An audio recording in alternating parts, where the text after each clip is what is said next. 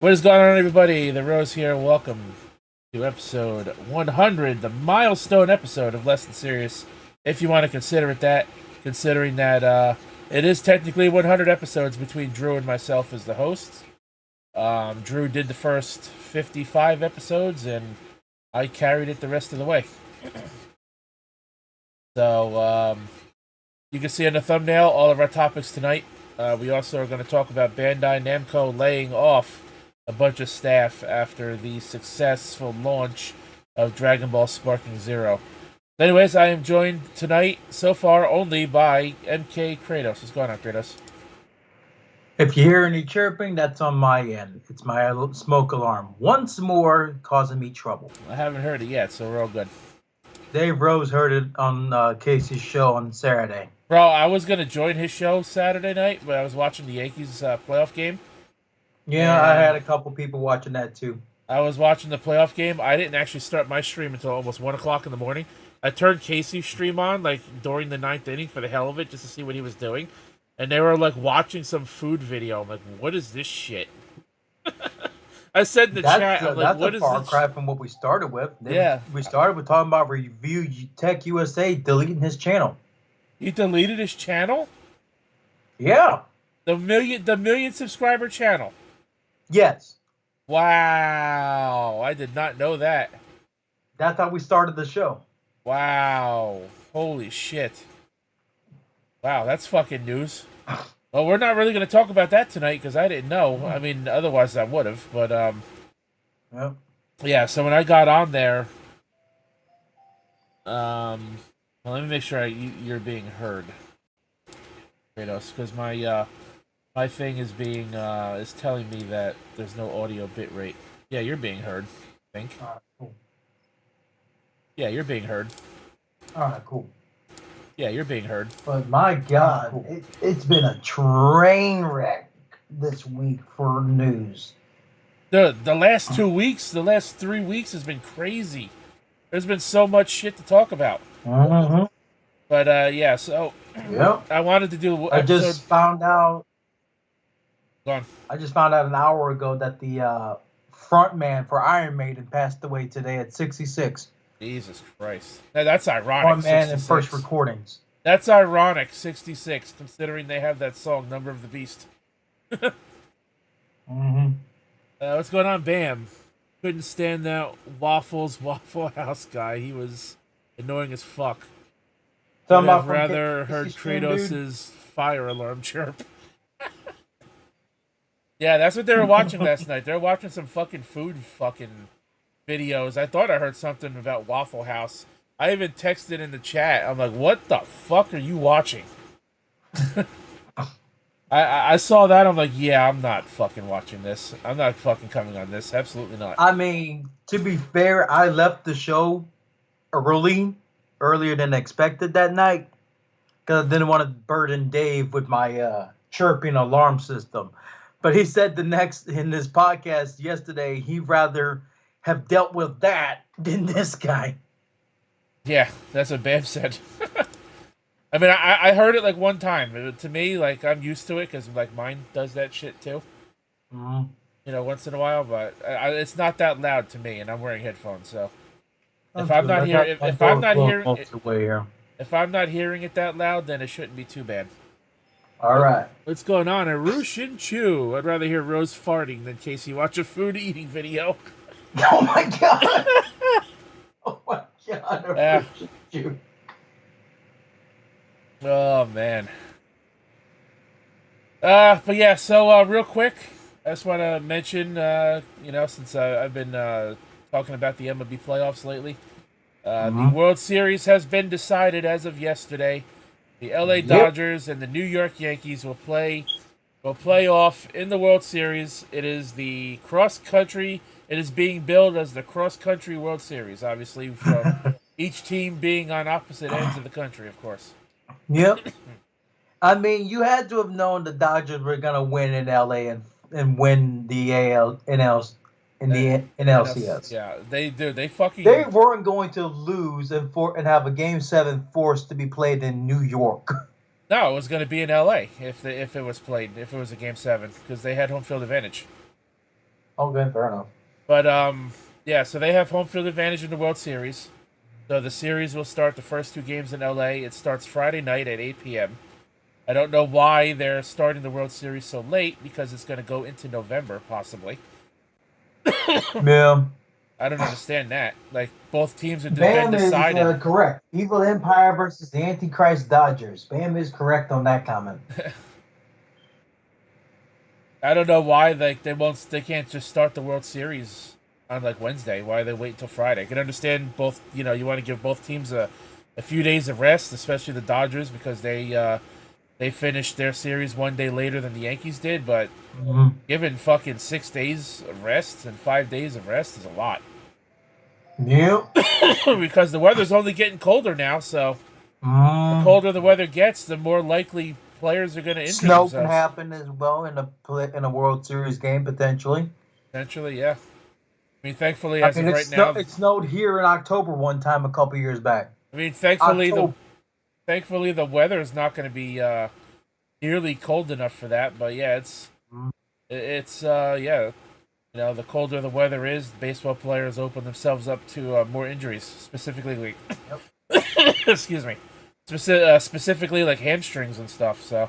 Oh yeah, especially from doing all that running in the cold. Yeah, that would be a big problem for the hamstrings. So there's your MLB update.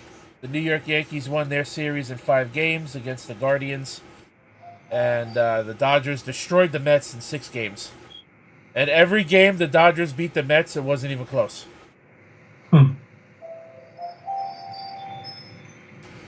So with that being said, I think we could start with the Bandai topic, since it's the one that's not on the thumbnail for tonight.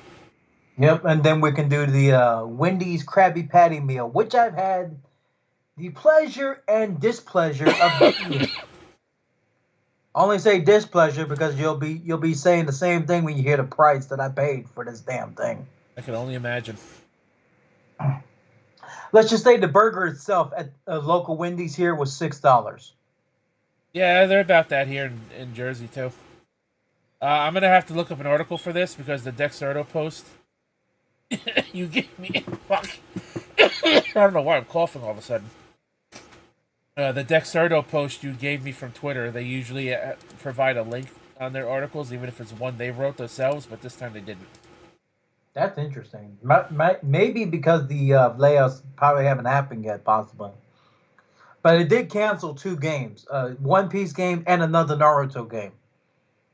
Well, yeah, it does say layoffs planned, so it probably didn't happen yet. Yeah. Let's see. That's happened yet. Let's start off with the Krabby Patty meal.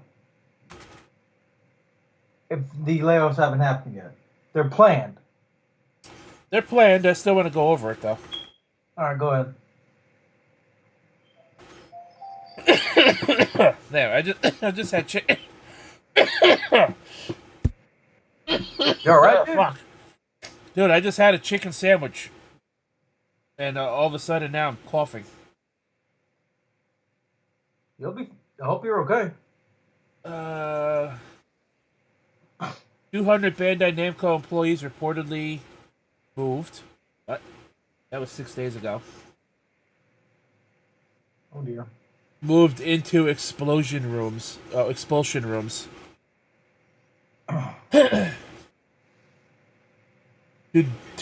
Designed to bore them into quitting. This is interesting.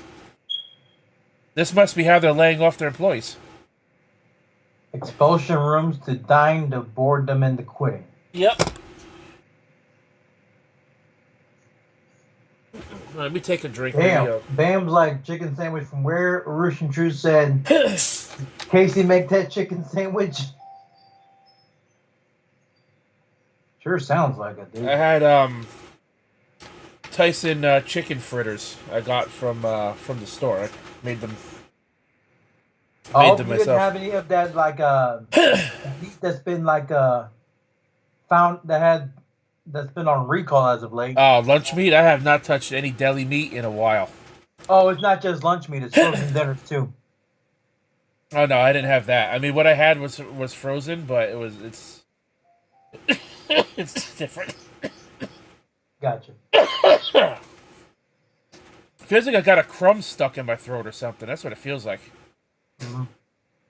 Let me throw this up on the screen now. Ready and waiting. I got the stream open as well. Just the volume down a little bit. And then we'll stay on the topic of video games after this before we do the Wendy's thing, and we'll react to Trump. We'll react to the Trump video clip that I have where he specifically says he wants to do something about violent media and specifically name drops video games. As if he plays video games. He's an idiot at this point. It's crazy. All right. 200 Bandai Namco employees reportedly moved into expulsion rooms designed to bore them into quitting, though company maintains innocence. Maintains innocence after doing that. That's like a torturous way to fucking treat your employees. What the hell, man? Mm-hmm. Bandai Namco employees are reportedly the latest victims of a wildfire video game layoffs that scorched through the industry this past couple of years. Although, owing to the unique nature of Japanese labor laws, the axe hasn't fallen quickly. According to a report from Bloomberg, approximately 200 out of 1,300 employees have been sent to expulsion rooms, also known as Oidashi Beya. I probably said that wrong. An unsavory practice that is nonetheless still apparently a problem in the industry. So apparently this is in Japan. That's why it's happening. Mm-hmm. That's still kind of fucked up, though. Rather than butting up against the extremely strict dismissal laws, practicing companies will instead transfer their employees to rooms on floors that are designed to bore them out of their skull or culturally shame them into accepting severance deals. Nearly 100 have resigned, said the people, asking not to be named, discussing private information.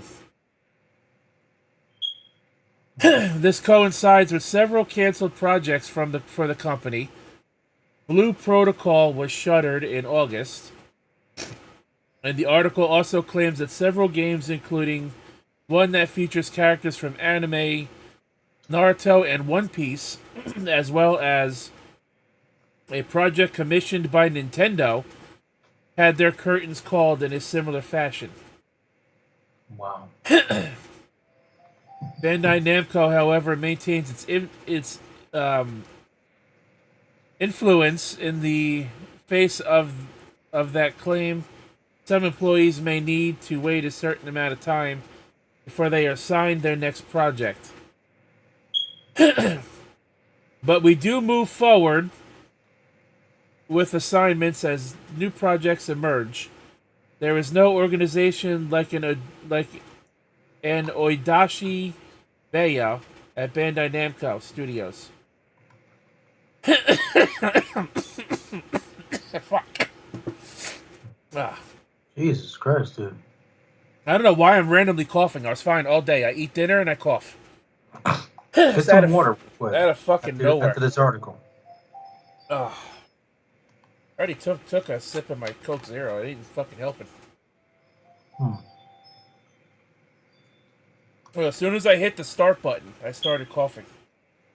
The company has also denied claims from website Leak Press, which accuses the company of the practice alongside other allegations, such as a sudden increase in waiting lists due to large number of titles being discontinued, and spreading bad rumors about employees whose departure has been confirmed to other companies.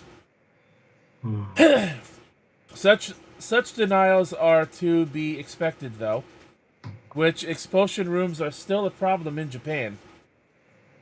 Actually admitting you're using them is a no-go, While giving a talk in 2016, author of The Untold History of Japanese Game Developer John... I'm not even going to fucking try to pronounce that last name. I'm just going to say Paniac. How about that? Paniac. Okay. Refers to an incident in 2000 and 2001 wherein Sega was successfully said by employees for the practice. Apparently Sega did this 24 years ago. Shit. Jeez. They didn't just put people behind a partition. They sent them to a completely different floor. Sega didn't just lose a lawsuit over this. Their image was completely tarnished. Nobody wanted to buy games from a company like that. Well, that's why they're still around today, right? So, as the talk points out, this didn't quite make its way overseas. Even the Wikipedia page for the company doesn't make much of a hullabaloo about it. Eurogamer article confirms the incident, as well as the machine translated article from GNN News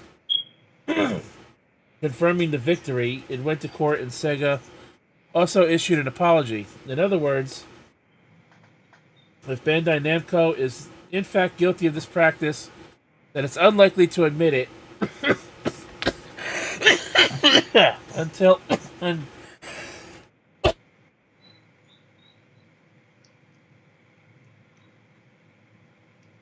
Rose? until it absolutely has to. God damn, I don't know why I'm coughing all of a sudden. Ugh, I'm sorry, guys. As soon as I hit the start button, I started coughing. I was fine all day long. Oh, God. You can hear me now, Kratos? I can hear you now. Oh, God. So this is kind of fucked up shit. Mm-hmm. And this news is coming out literally at the same time as Dragon Ball Sparking Zero is making history in the fighting game world. Being... I think they said it was one of, if not the fastest selling fighting game in history. Huh. Meanwhile, you get news like this, Yeah. and your other popular anime video games that Bandai Namco pushes out get canceled. That's fucking wild to me. Yep. I had no idea when you sent me this information days ago. Yeah. That they were doing this. They were supposedly using these boredom expulsion rooms to drive people to quit. Okay. I mean, that's Japan. Japan's fucking crazy. You know, no disrespect to Japan. But they do some fucked up shit that definitely would not fly in this country. It will not. Now, supposedly it don't fly out there either, since Sega got sued for it when they did it. But apparently it's not that easy to prove. So when you hear about them doing this, Kratos, like, what comes to mind? Like, would you ever want to support a game company that tortures their employees into quitting? Nope. And that's a shame too, because you know I love Tekken. That's one of my favorite fighting game series. The Dragon Ball games, you know, are published by Bandai Namco. Not that they make them, but they're published by them. Yep. It's kind of fucked up. Blame Casey. He's bad luck. Going on TSS.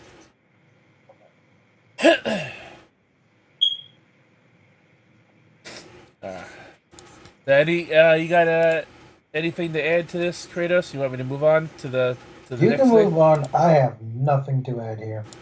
All right. Well, what we're gonna do next, then, I'm gonna pull up the Trump video. Whoops, that's notifications. Ignore that. Pull up my bookmarks, you motherfucker.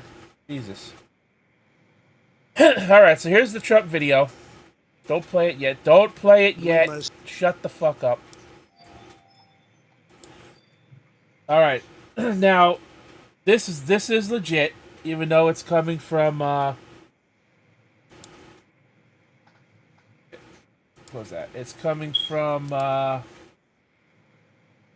so this person that posted this video is named David Levitt.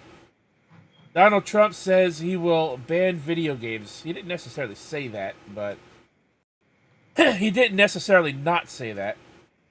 Mm-hmm. Retweet if you think he just lost the millennial and Gen Z vote. Alright, so I'm gonna play the video clip here. It's 24 seconds long. Yep. And we give our thoughts on it. We must stop the glorification of violence in our society. This includes the gruesome and grisly video games that are now commonplace. It is too easy today for troubled youth to surround themselves with a culture that celebrates violence. We must stop or substantially reduce this, and it has to begin immediately. We must Presented out of context. Yeah, sure, buddy. Now, yeah, this says this media is presented out of context. Now, it could be. I mean, he did say he wants to do something about the glorified violence in our society, including video games. So he's not just targeting only video games. He's targeting, like, all of violent media, it sounds like. Mm-hmm. But, I mean, what do you think about that? I mean, God forbid they should try to take the guns away. Or do something about the gun laws. Nope. Go for the video games. Don't blame If he thinks banning video games is the answer when GTA 6 is just around the corner in next year, he's going to have a lot to deal with from gamers if he's elected president. He's going to have a lot to deal with. Yeah. You know, don't put better gun laws in place. GTA 6 will be sold, more than likely, if he's president, it will have to be sold illegally in this country. It'll have to be sold illegally. Yeah, and that would be a problem. Exactly. Now, you know... that gets everyone in trouble. So I doubt he's going to go through with that shit. I can tell you right now, video games would be the biggest black market industry ever. Bigger than drugs. Yep. Bigger than drugs, bigger than hitmen. Liam Payne. What? Yeah. What? I know he fell off the balcony. He was on something, like the cocaine and pink cocaine. That's fucking He was on wild. cocaine and pink cocaine. So you want to know what pink cocaine is? I got a tweet about it from pink cocaine is a mix of meth, ketamine, and I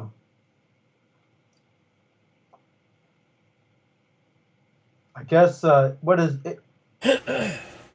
I guess like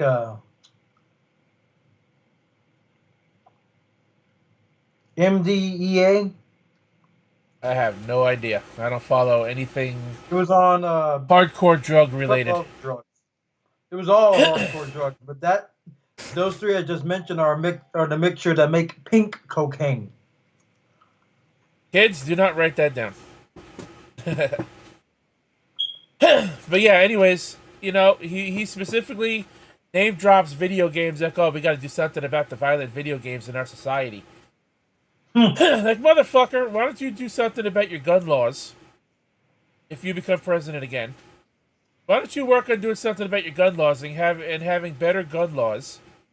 Why don't you put laws in place where parents get in trouble for not actually taking care of their fucking children? Exactly. And letting instead of worrying about stop and frisk. Yeah, and instead of letting, you know, people just put a TV in front of their kids with a fucking video game or the internet and just letting the TV babysit them. That's how these kids are so easily exposed to this shit. It's the fucking parents. And how many times have we said this over the years? Every time this shit comes up with some stupid fucking politician asshole blaming video games for some fucking violent act, usually a shooting, or a murder of some kind. And right away, they blame the video games. Oh, blame the video games. Yep, because, video games are the only violent media in our fucking society. Not just all the violence you show around the world from, like, political channels. It can't be that. Yeah. Gotta be the video game. Yep, even on the news. Even on the TV news, on broadcast network, broadcast everyday TV, when they're talking about shit, people robbing a store, somebody getting kidnapped, somebody getting assaulted. Yep. That shit gets glorified. I mean, what's actually pretty fucked up? I just found out something about, like, you remember that old kid show Arthur on PBS? Yeah. October 4th was the 28th anniversary of Arthur's big hit when he punched DW in the arm. I might have heard something about this, but go on. Yeah, even though that was censored, you didn't see the actual hit. That's violence. That's violence in a kid show. Yeah, I was gonna say. Where were the parents crying to the politics about that at the time? It was the 90s, but still. Yeah, Don't use the different times like excuse. It's still promoting sibling violence. And I was gonna say, like, what is he considering violence? Like, okay, Mortal Kombat's like the fucking front runner for the reason why every continent on the planet has its own rating system for video games now. Exactly. But does he consider a fighting game like Street Fighter violent? That's more of like a martial arts video game? Mm-hmm. Or Tekken? Yeah. Would he consider GTA violent? Well, probably. Everyone else does. I would, yeah. Would he consider Super Mario violent? Sexual. Would he consider Super Mario violent? Could you stomp on Goombas and kick turtles down holes? Mm-hmm. Would you consider Sonic the Hedgehog violent, even though he's trying to destroying a bunch of different types of robots to save a bunch of animals? And he practically blows up an evil fucking an evil scientist that apparently has a PhD or a doctorate. Yeah, he's constantly freaking whatever major he had. He's constantly blowing Robotnik up every time he destroys his fucking inventions. Is that violent? Speaking of which, did you ever 100% complete like Sonic Adventure 2? No. There was actually a secret like level if you did 100% on Sonic Adventure 2. It was a 3D. I found this out recently. It was a 3D version of the original Green Hill Zone from the OG Sonic Adventure game. That I knew about. I knew about that for a long time. Yeah, I recently found out about it because I never played Sonic Adventure 2 at all. Yeah, I've seen you. As much of a big Sonic geek I am, I've never played that game. It's a good game. Even though it introduced everyone to Shadow. It's a good game. I just can't bring myself to 100% it because it's a pain in the ass. But I did know about that. But yeah, so how far will Trump take this glorifying violence in media? Like, what about the violent movies? If he's gonna ban violent games, start at the top. Start with all the adult-only video games. Start there. What about stop distribution of those, and then you'll really see which ones in the gaming fan base are going to be out to get them. But what about the violent movies? He starts off with like the fighting games, the first-person shooters. He's going to piss off a lot of people. Oh yeah, absolutely.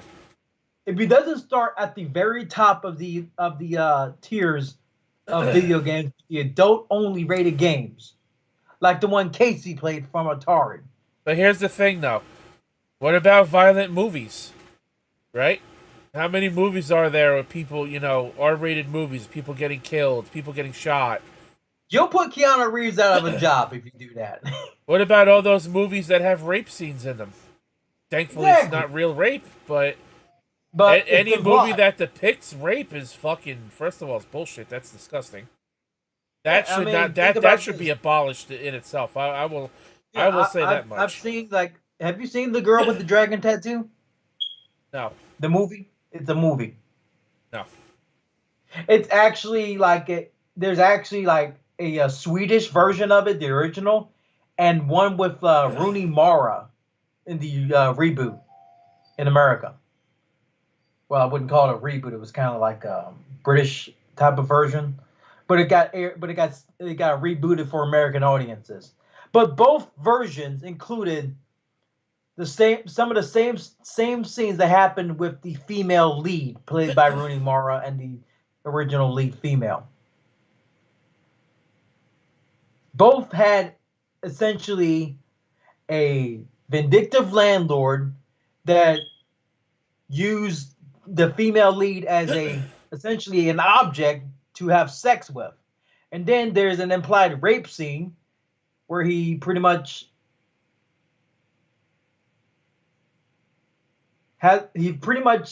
rapes her to the point where she has a limp. She's walking with a limp on her way back to her apartment. She got her revenge by carving the word pig into his stomach with a knife in both adaptations, tied him to the bed, and carved the word pig into his stomach as revenge. Is that not violent? That's perfectly fine though, right? No, Exactly. Don't target stuff like that. Don't worry about your actual fucking gun laws. Don't worry about the actual criminals on the streets every damn day. Don't worry about your TV news channels while reporting the bad news and exposing people to stay away from. Still is. Don't worry about the people that are promoting like tour boats to watch what's going on in Gaza and make money off of it. You got your TV news that is inadvertently glorifying fucking violence every day. Exactly. On fucking national freaking network television. Dude is like potentially more than likely losing his damn mind. He's losing his damn mind. And we don't normally if he thinks banning violent media is gonna fix everything, it's not. And obviously, it's just gonna make everything and everyone want him out of office even more. Oh yeah, and obviously since he blatantly name dropped video games specifically, first and foremost, you know damn well he's gonna start with that. Yep. He's gonna become the next Jack Thompson.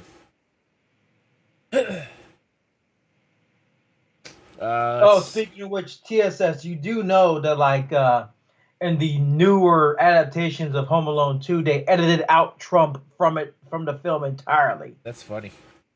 TSS says Trump just put the fries in the bag. Yeah, we're gonna talk about that later. Just put the fries in the bag, bro. Did he actually work at McDonald's? We'll find out. Trump needs a new haircut. That comb over needs to go. The last time Trump saw a video game was probably when he was filming Home Alone 2.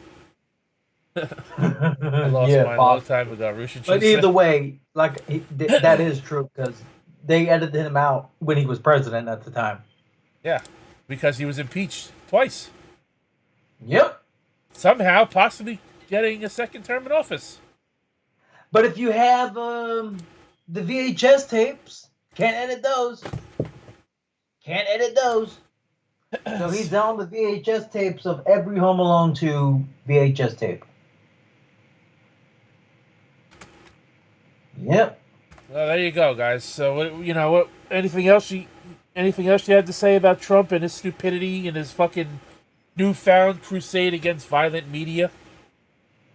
He wants to target the wrong fucking shit.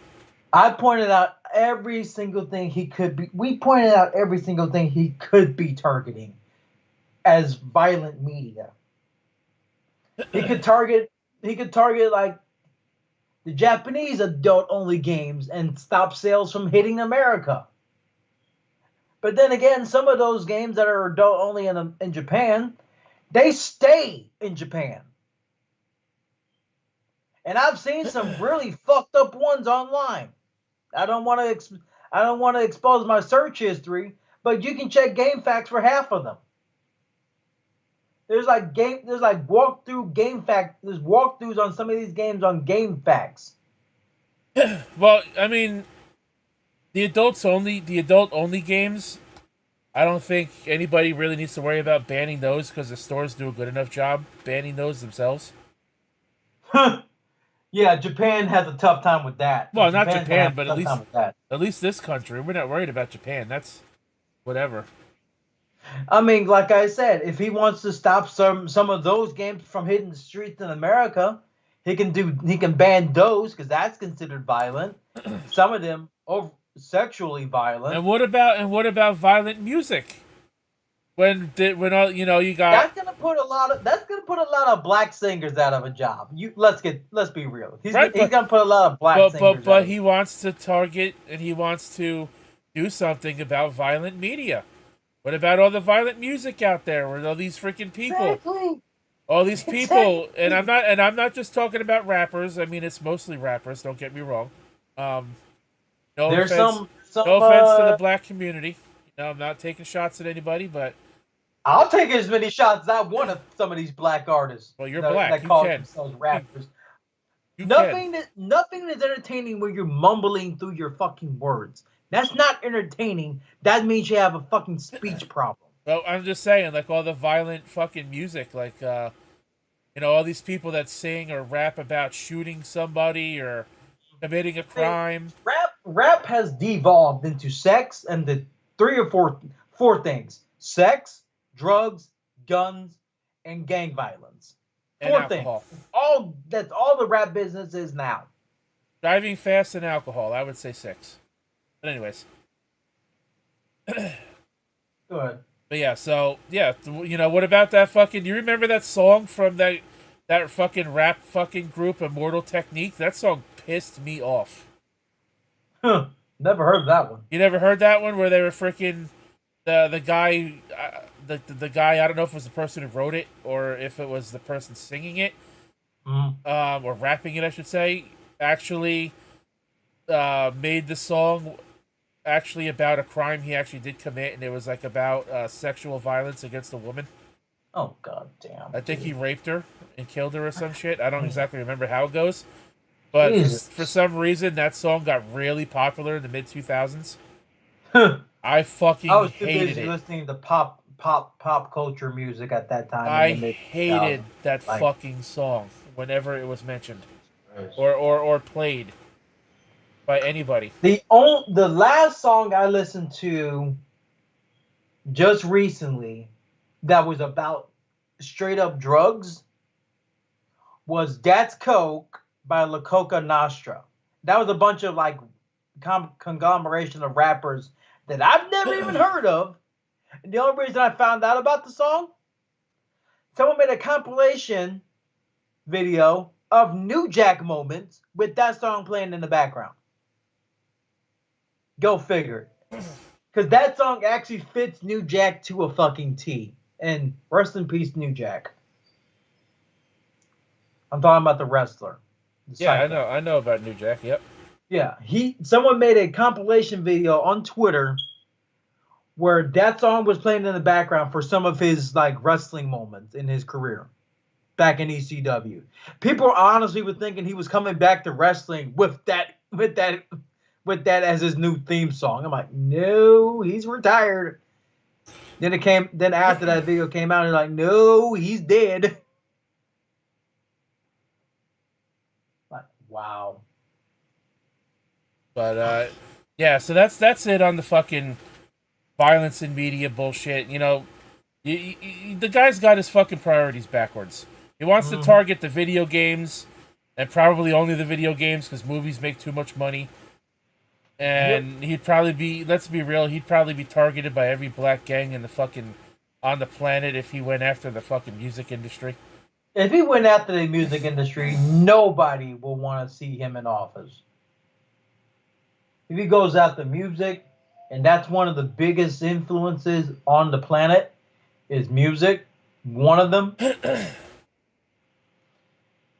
nobody's going to deal with him. And it's going to be a hell for 4 years. A lot of people don't want to deal with him now. If he actually goes through with any of what he said in that 24 seconds, he's going to have hell to pay from somebody. Exactly. But let's move on. We got move on to the Krabby Patty crap. Let's talk about Krabby Patties. Now, I have an article about the Krabby Patty meal, and I have a testimonial from NewJersey.com. Somebody, I guess a food critic in New Jersey, tried the meal. Then we're going to read his testimonial, and then, well, you can give yours before that, and then I'll read that one, and we'll compare. Yep. You want me to give my testimony now? Well, I'm going to read about let me read about the article first, and this way we can educate the masses on what it actually is. I mean, I'm sure everybody can figure it out. It's a fucking Krabby Patty. It's a cash grab at this point. What do you think? Fucking, if you know what SpongeBob is, or you know what a Krabby Patty is, then you know what we're talking about here. Yep. And the one my phone problem I had the whole thing. Krabby Patties have round patties. This one had a square one. Yeah. So that's problem number one right there. That's strike one for me. And that's all because Wendy's has that square fucking patty gimmick. I don't understand. Yeah, that's strike number one for me. Strike number two was the price of the patty.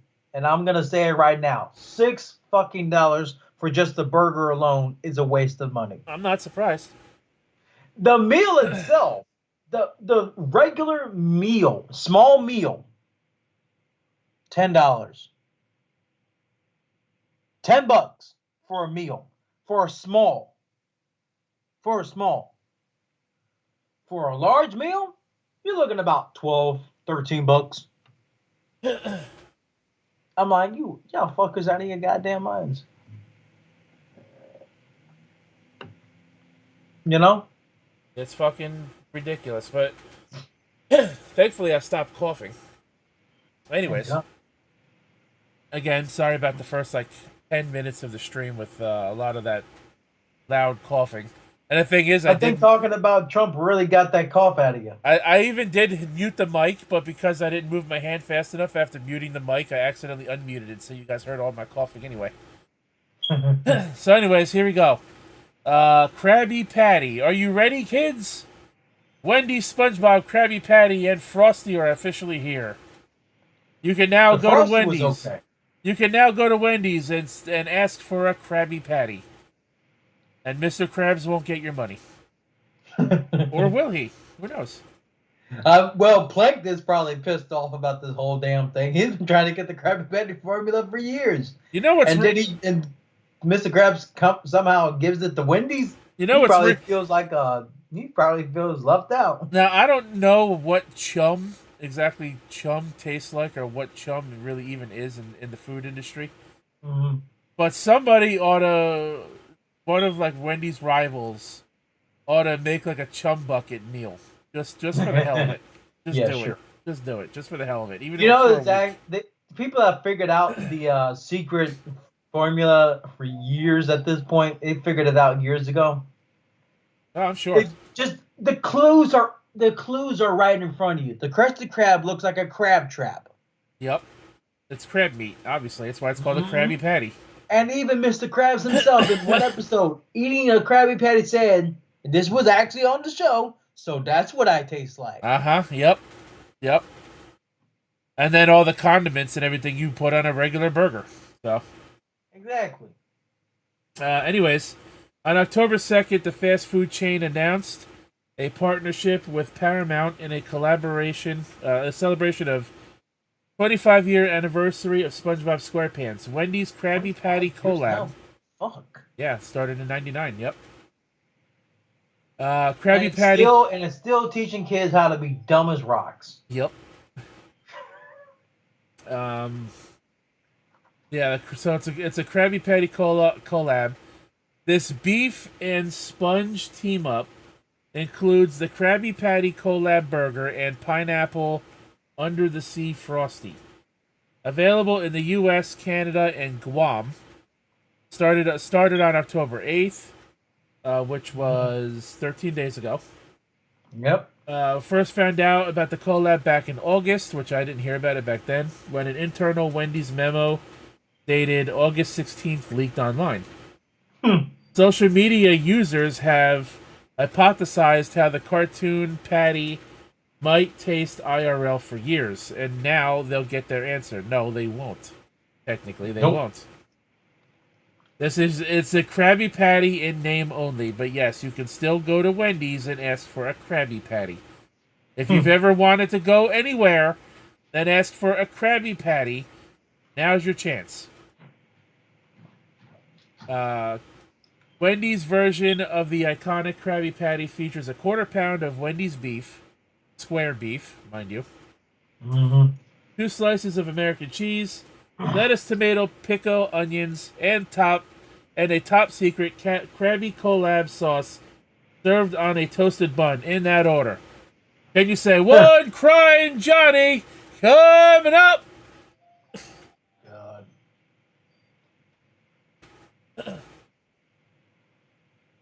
Pineapple Under the Sea Frosty. The new flavor has a vanilla frosty base swirled with a pineapple mango puree. So Yeah, it's not a even waste completely of crap. It's a piece of crap, is what it was for me. So it's I saw them make it in front of me. It's not even fully pineapple. It's vanilla ice cream with pineapple puree. It actually looked, when they made it, it didn't even look like puree. It looked like fucking food coloring with flavor. That's what it looked like to me. Wasn't even a fucking puree. It looked like food coloring. So that's what the meal looks like. You got the fries. That's what the Krabby Patty is supposed to look like. And there's your Wendy's Frosty over there on the side. In a world of people cutting corners, Wendy's is known for quality in everything we do. From our fresh, famous food to collaborations with brands that our fans love. Lindsay Redkowski, Wendy's U.S. CMO, said in a press release. So it makes sense that 2 of the most iconic squares in pop culture are teaming up to bring a taste of the unique, limited time experience to life for fans of all ages. Wendy says its partnership with Nickelodeon and Paramount is an exclusive one for a national quick service retail brand, and it's the first to bring food items inspired by SpongeBob into the real world. Now we all can munch on a Krabby Patty like we live in Bikini Bottom. Dario, Actually, no, you can't, because the patties aren't made of crab meat. right. Darius, is it Spina or Spina? CMO of Paramount Brand Studio, said the collaboration is also a way for the brand to celebrate 2.5 decades of everyone's favorite chorus pal. In that spongy spirit, on October 7th and 8th, customers in Los Angeles, Panorama City neighborhood can also enjoy a Wendy's Krabby Patty collab meal through an immersive Wendy's drive-through experience. Online SpongeBob scans seem to celebrate the news from the surface of the water all the way down to Bikini Bottom. There is a W in Wendy's for a reason, wrote in one Twitter user. Hope Wendy's employees like SpongeBob quotes, because that's all they're gonna hear for a good while, said another. If I dress as Patrick, will I get free meals? Asked one. Asked one mom. Asked one more. Me on October 8th. This hopefully won't get me stricken. Let's go. Rev up those fryers, because I am sure hungry for one. Cut him off. That's when Fred walks into the Krusty Krab. He says, "Rev up those fryers. I am sure hungry for one mean Krabby Patty."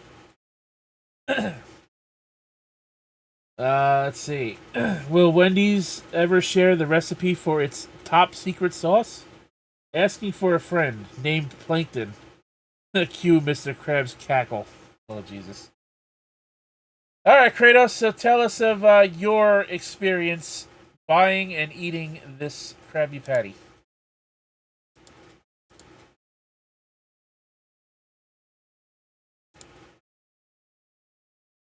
Oh, I think I lost him. Oh, I think I lost him. So we're just going to move on. When he comes back, we'll get his testimonial. So here from, let's see, what is the chat saying so far? Oh, thank God, Rose, you said chum. I thought you meant something else. Oh, Jesus Christ. Sorry about that. I was on the phone with my uncle. All right. So He told me about my car because something that went out on it over the weekend. Right. It was in the shop since Saturday. Oh, shit. I just got it today. The only reason it's been in the shop since Saturday, the Dobbs I took it to was closed on Sundays. Sounds about right. So they didn't work on it until today. Most mechanic shops, at Still least. cost me almost $1,000. Most mechanic shops that I know of, they're not open on Sundays either, so. Yeah, it still cost me. It cost me just under $1,000. That's still a lot. I know. But anyways, Kratos, go ahead and share with us your testimonial on the Krabby Patty, your experience with eating it and buying said meal. Let's just say it was gone as fast as Patrick eating one.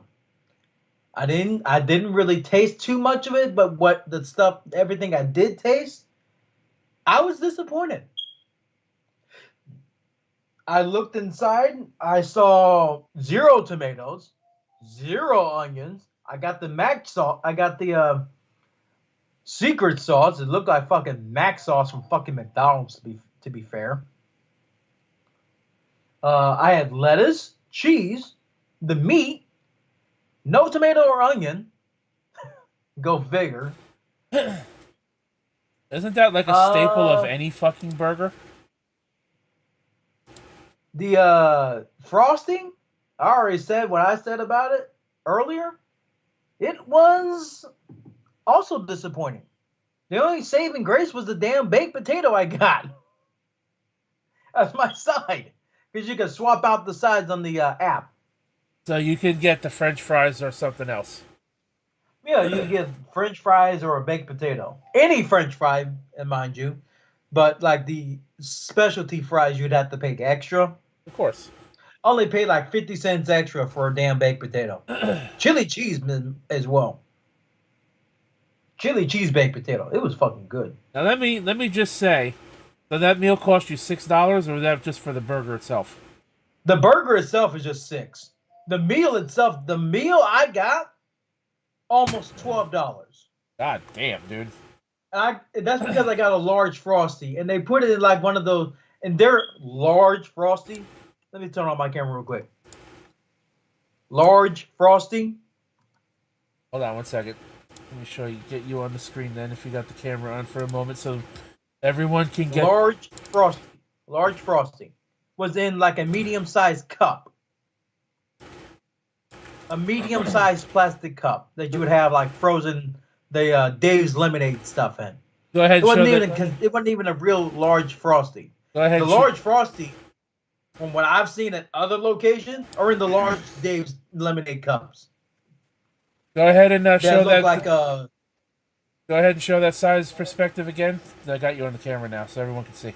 I mean, the large Frosty at the location I went to was about that big.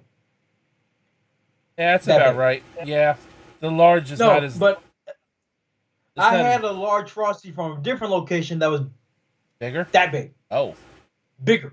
I wonder why. I guess because like McDonald's, I guess they're individually owned, so I guess it depends on the owners on the size, what they consider a large. I'm just assuming that they ran out of large cups and they had to downsize to a couple mediums for the Frosties, I guess. I don't know. It was still Santa Cruz versus Honda Ridgeline. I had an orange cream Frosty from the summer that was in a bigger cup than that damn thing.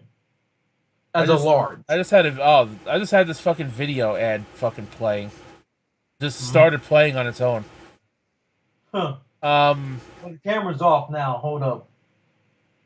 But my God, it was a waste of money. There you go, waste of money. You're better off getting a Dave's double meal than this crap. Or a Baconator. Does it say and believe it or not, the breakfast Baconator is actually cheaper than the regular one. I'm trying to see if this article says who wrote it. Usually at the bottom it usually says. It does not. Oh, wait. like I said, the like I said, Jeremy Snyder was the person who wrote this article testimonial. Okay. Either way, the breakfast baconator, mind you, $4.50 for one burger. For one breakfast baconator, you're looking at only less than $5. Two of them will cost you the amount of a regular baconator. That's cheap for a breakfast baconator. Agreed? I'm not too sure because I don't really go to Wendy's anymore because they're between them, McDonald's, Taco Bell, and Burger King. Wendy's is easily the most expensive out of the four in my area. I mean, Taco Bell would have you in the bathroom every damn time. Oh yeah. No matter what location you go to, your ass will be on that damn toilet for about 20 minutes. Absolutely. After Taco Bell. Absolutely. That's from experience. Also, you gotta like what Google's doing now by pretty much blocking ad blockers. You see, I got my ad blocker on. Well, you can't see that it's on, but I have my ad blocker on. You can see this page just littered with ads. Yep. Doing a great job there, Google. Good, assholes. Anyways, Jeremy Snyder says, I tried the Wendy's Krabby Patty collab meal, so you don't have to. Here's my review. And this is on NewJersey.com, so this is from New Jersey. Yep. SpongeBob SquarePants, the beloved Nickelodeon character, turns 25 in 2024. To celebrate, Wendy's has recreated the most beloved meal in all of Bikini Bottom, the Krabby Patty. We pretty much already went through that. I don't know if people forget that, like, it came out recently a couple years ago because they got a lot of backlash from older fans. SpongeBob is non-binary. Yep. Because he was shown in the Pride post about like Pride Month by Nickelodeon. People were speculating, wait, is SpongeBob gay? Why is he hanging out with Sandy Cheeks? And then they were speculating like maybe he's getting screwed in the ass by Patrick or Squidward. That's why he's so happy. I'm like, God damn, y'all taking it deep. Much of the iconic animated show takes place at the Krusty Krab, the fast food joint where SpongeBob works. Anyone who has watched the show has wondered what made the restaurant's eponymous dish so delicious. I mean, Plankton was always trying to steal the secret recipe for a reason, right? He wouldn't have the secret formula, properly, though, because he'd have to kill Mr. Krabs and his mother. Well, the secret's out. The Krabby Patty meal comes to Wendy's on Tuesday, the 8th. So in New Jersey, the meal is $10.79. Now that's before tax. So it's a little over $11 here. $9.79 before tax over here, so it's more expensive there. Yeah. So you can get your hands on a Krabby Patty collab burger, topped with American cheese, tomato, pickles, onions, and top secret Krabby collab sauce on a toasted bun, a medium order of fries, and a pineapple under the sea frosty. So that's for the medium. So if you get the large, it's obviously going to be more. Yeah, about $11.69 over here. While seasonal frosties are nothing new for Wendy's, this one includes a pineapple mango flavored puree swirl in a vanilla frosty base. Now, before we continue, first of all, fuck this ad. Stop. Here is a picture of this reviewer's meal. This is what he got. That right there is his meal. Look at that burger. It kind of looks so sad. Now we know how Squidward feels whenever these burgers are fucking made. And that's kind of what I got, too. No pickle, no tomato, no onion. But you're supposed to get pickles, tomatoes, and onions. It's in the article. I did not get that. I mean, it doesn't look... It's proof right there. It doesn't look like he did either. Proof of what I got as well. Yeah, it didn't look like he did either. I don't see a tomato slice on that bitch. I don't see any onions. You forgot the pickles!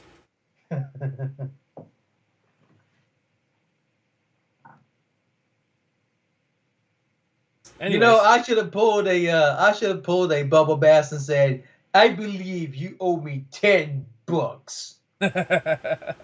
Your guarantee." Then you I can mean, say Mr. to the Krabs fry wrote that cook. shit on that menu so damn small to make sure nobody saw that shit. Then you can show the fry cook. You forgot the pickles. Oh man, that all sounds that all sounds unassailably delicious, right? Wendy's doesn't really miss when it comes to burgers. It's the best national burger chain, hands down. That's subjective. And while I've had, of course, now this is all his opinion, of course. While I've had my qualms with some of their Frosties, their biggest crime has always been that the original chocolate version is flawless. So I went in with this big expectation. Turns out the red-headed girl and yellow sponge guy are a match made in fast food heaven. While the Krabby Patty collab burger is hardly the most ambitious thing a burger joint has ever done, it's objectively delicious. Wendy's burgers are elite and don't need much more to shine. The addition of the secret sauce, which tastes pretty much like typical burger sauce, made this one of the better fast food burgers I've had in a long time. It kind of tastes like if Wendy's made a Big Mac.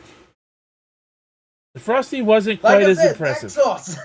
Like I said, Mac sauce.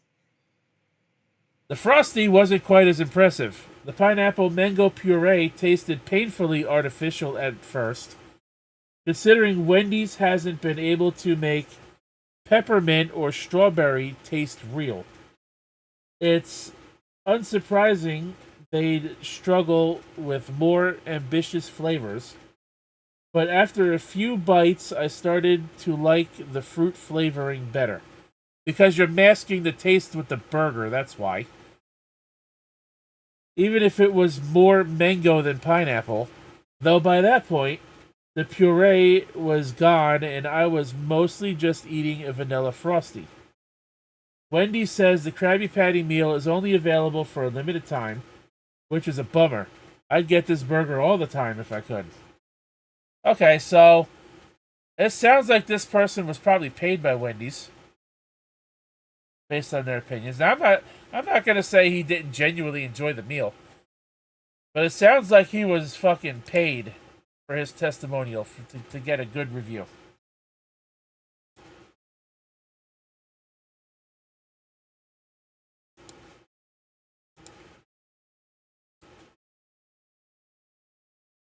I don't know about you, but it sounds to me like he could have gotten a paid review. I wonder how much he got paid for that if that's the case. If he got paid for this review, that's sad. Right? You have to be paid to eat a fucking meal. So your testimonial was pretty different than his. He's saying it's practically the best. I'm big on trying new things. But my God, that was a crime. That fucking burger that fucking meal was a goddamn crime, both in price and in taste. It was a crime. So you say it's not worth it. Mr. Jeremy Snyder says it's practically the best thing he's ever had. I, for one, more than likely got paid off to eat that damn burger because I don't believe that worth a damn. I for one, missing pickles, is missing the onion, is missing tomato. It's missing half the fucking meal, pretty much. That makes the fucking half burger. The fucking burger. Yeah, it's missing half the ingredients that make the burger. And I checked everywhere. I checked around the buns. I checked on the. I mean, the lettuce was sticking to the bun more than anything else. You know, I'm going out tomorrow because I got to get some food for the week. Mm-hmm. I kind of want to go to Wendy's and just to make a YouTube short of myself ordering a Krabby Patty, just to see how many views it gets on YouTube. I'd watch it. I'd watch it. Thing is, though, then I'd have to pay for it, and I don't really want to pay for it. Nor do I want to eat it. I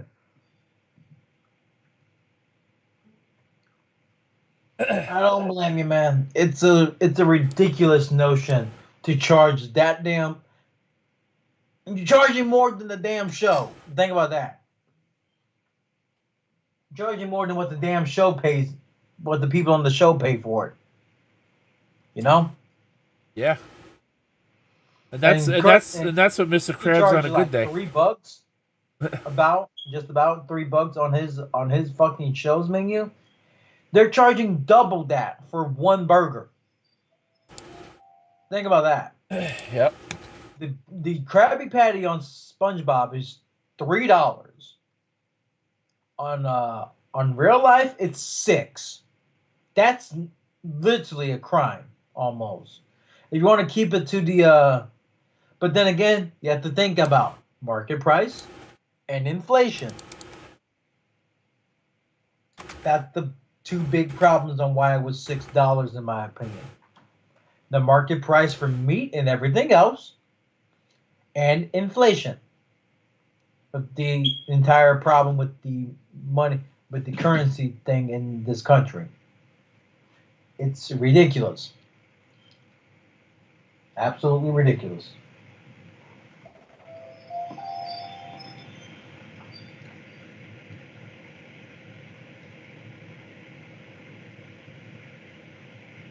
Hello? I'm here. I'm just trying to find something here. Okay. Okay, this might be what I'm looking for here. If I can use it. Alright, so we're going to use these two articles. So we're going to stick with the fast food thing. Unfortunately, we're going to talk more about Trump. Oh, Jesus. But we kind of have to. I can't show this Put video. fries in my bag, bro. I can't show the video. Fries in my bag, bro. I can't show the video as much as I would like to. Because I'd probably get shut down for this one. Mm-hmm. I want to see if this article has what I'm looking for here.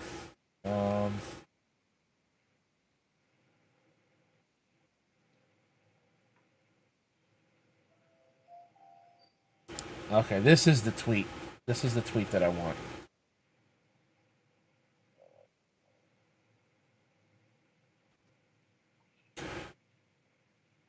This maybe isn't the tweet that I want.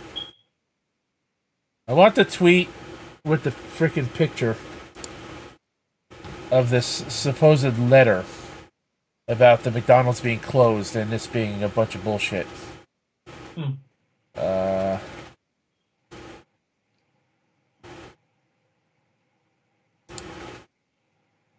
Let me look it up on Dexerto real quick.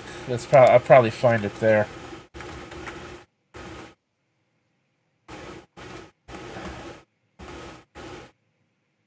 Close that.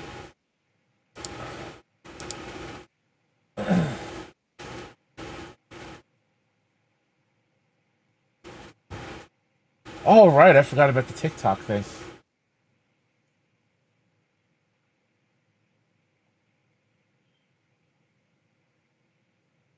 Oh, FTC signed a new law today. Uh-oh.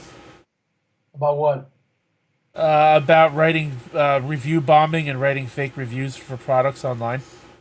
Ooh, that's good news. I'll probably have to look into that. So you know what? We're going to save that. Mm-hmm. We'll save that. Even though it's from Dexerto, we'll save it. Yep. I want to try to find the thing about Trump working the fucking McDonald's. There's a letter that goes with the one article about Trump working at McDonald's is fake. Here it is. Alright. Now I got everything I need for this Trump article. Alrighty. Alright. Trump attempts to troll Harris by serving French fries at a Pennsylvania McDonald's. Now this happened yesterday, which is why it says in the thumbnail, did Trump fake working at McDonald's today? Because I made the thumbnail yesterday. Mm-hmm. Alright. Again, can't show the video because I'll definitely get shut down for that one. Feasterville, Pennsylvania. Former President Donald Trump served up French fries Sunday at a Philadelphia area McDonald's, over-salting spuds and peppering in some jabs at Vice President Kamala Harris.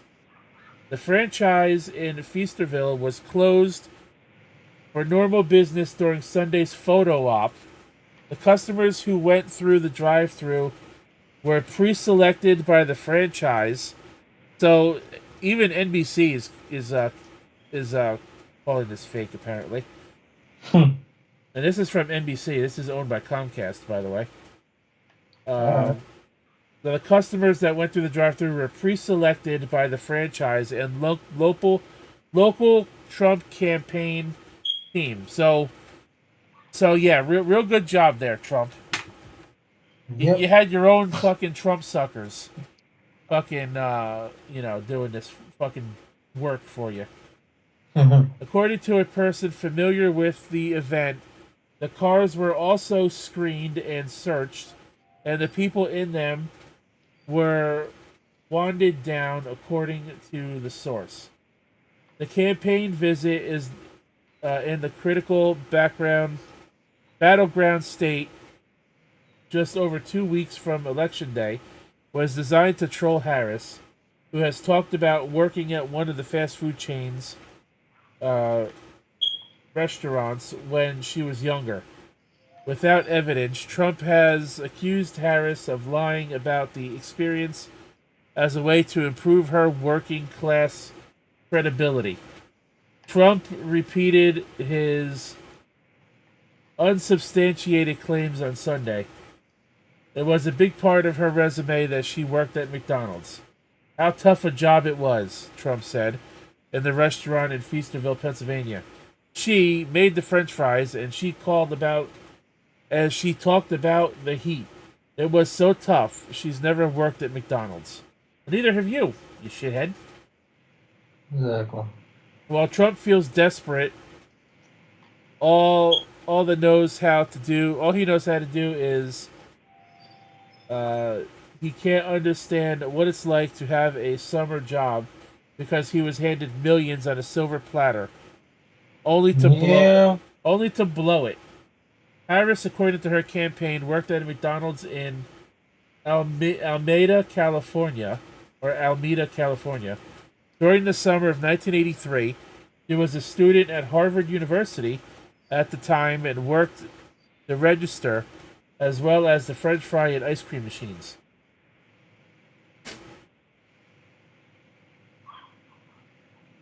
So I'm not going to go over the rest of this. I did pull up another article. Yeah. But apparently we don't need the rest of this article because it was obviously staged. And we do have a letter, which I thought could have been fake, by, I guess, Feasterville, Pennsylvania, posted about this. Where the fuck did it go? Where did it go? I had it. Where did it go?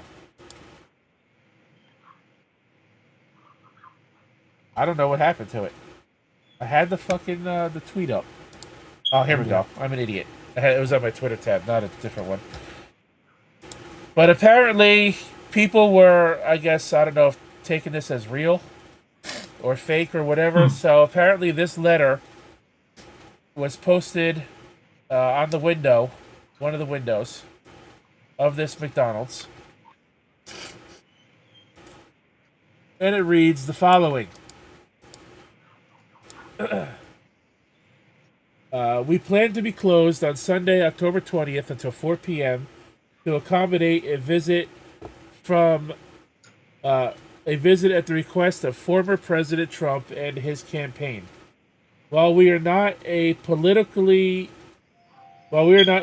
organization, we proudly open our doors to everyone, and as a locally owned and operated location, this visit provides a unique opportunity to shine a light on the positive impact of small businesses here in Feasterville Pennsylvania, we're equally honored to share the significance of what 1 in 8 Americans have experienced, that a job at McDonald's is more than just a job. It's a pathway to critical skills development and meaningful career opportunities. Having started my McDonald's journey as a crew member in New York nearly 30 years ago, this path to economic opportunity is especially meaningful to me. I apologize for the inconvenience of closing our restaurant and sincerely look forward to serving you very soon. So, how exactly is this McDonald's shedding light on what the opportunity, the opportunity is like to work at McDonald's when it was closed to the public that day? Nothing. It's doing nothing. So Trump and this McDonald's wasted all this time. Didn't waste any money because, let's be real, Trump didn't spend any money to put this bullshit on. If anything, McDonald's is probably one of the ones that got suckered into fronting the bill for this shit. They wasted food. They were serving food to a closed store. They were serving food to a Trump campaign of people just so Trump can troll Kamala Harris and claim that she never worked at McDonald's when she says that she did. Is he that much of a fucking child at his age? Come on. Come on, man. And again, we don't really cover politics on this channel, but this is just retarded. This is fucking stupid. It's childish. Trump is acting like such a child that he's willing to do and say anything to become president again, just so he could throw it in everybody's faces like, ha ha, I'm president again, I was impeached, I told you I wasn't going to prison. You know damn well that's what he's going to do. Yep. I kind of hope, as much as I don't like either candidate, and I'm not voting, because fuck the government in the first place. And I have my freedom of speech to say that, so I don't give a fuck. Put me on a list. I don't care. I can say fuck the government all I want. I don't like either candidate. They're both a bunch of bullshit artists. They say a bunch of shit that never happens. They get everybody to suck their proverbial dick. They get votes that don't even matter in the first place. So,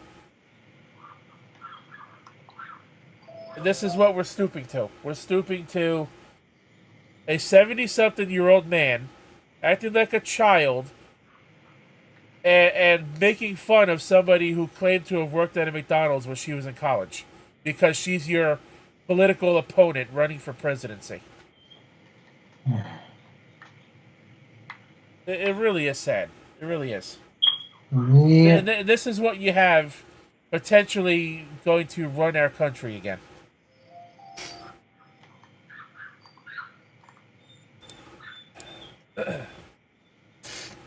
That being said, anything, any thoughts on this, Kratos? Anything, anything else I didn't say?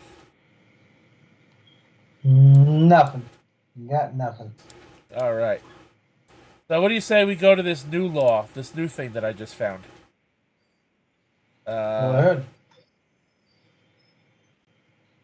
Well, this says view botting illegal. That has nothing to do with reviews. That's a different title altogether. Let's see. FTC signs law against fake reviews. Okay.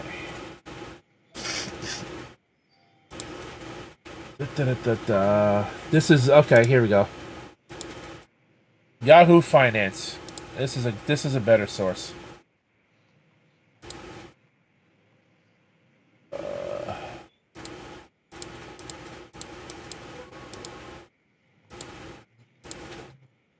Okay, Yahoo Finance. Let's pop this up on the screen here. We gotta fix it. God forbid every website should be the same dimensions. That would be too easy, right? Mm-hmm.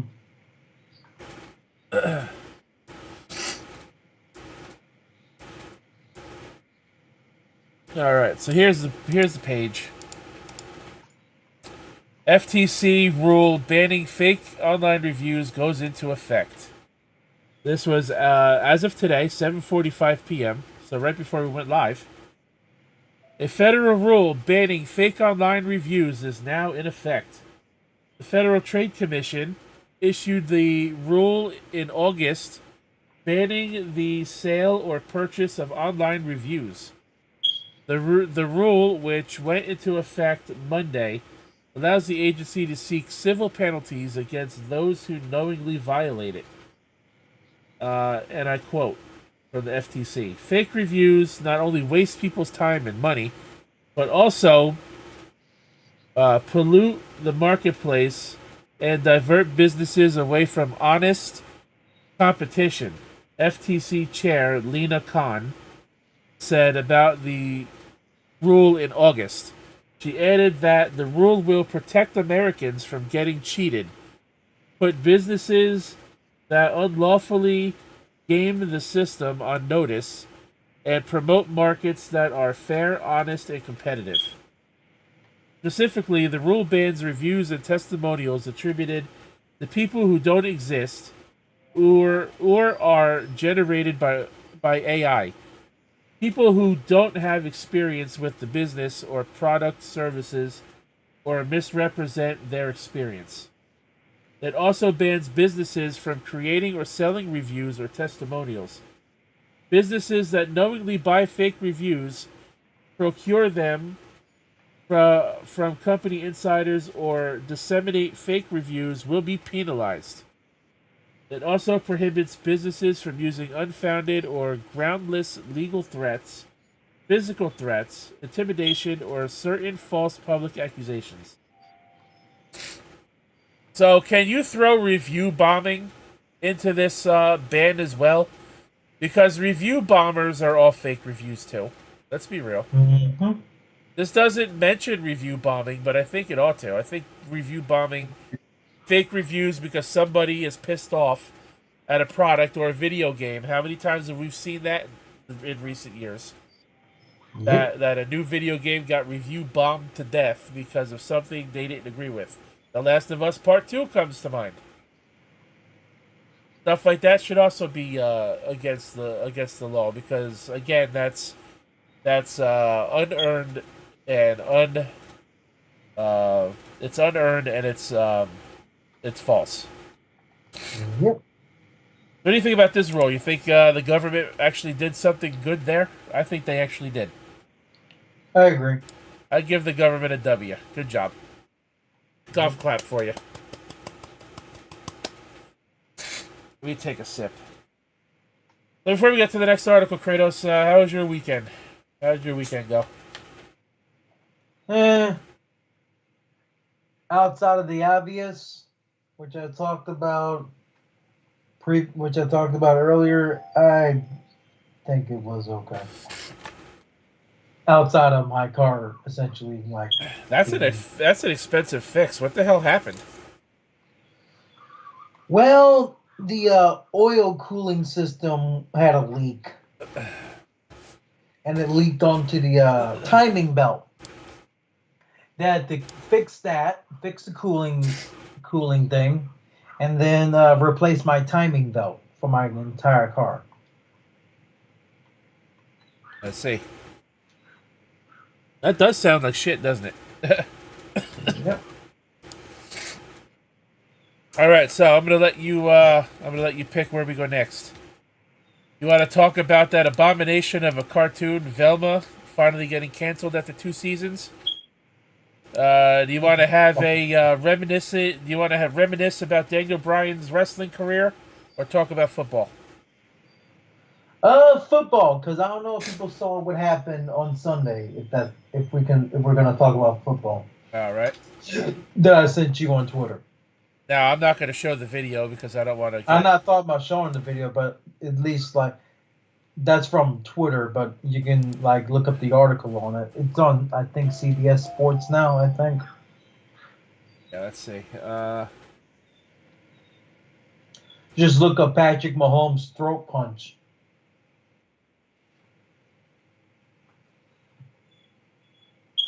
Again, decent. You can blatantly see the ref behind him not do a damn thing and literally looking the other way. He was looking right at him when he hit him.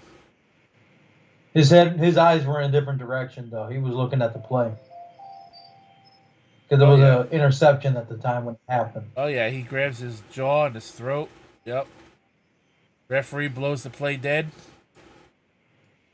And I'm like, what the? I know this son of a bitch ain't got a premiere right now in 30 minutes. Casey? Yeah. Oh, we're gonna have to troll. Doesn't even appear on the show, but I get a YouTube notification he's got a premiere up in 30 minutes.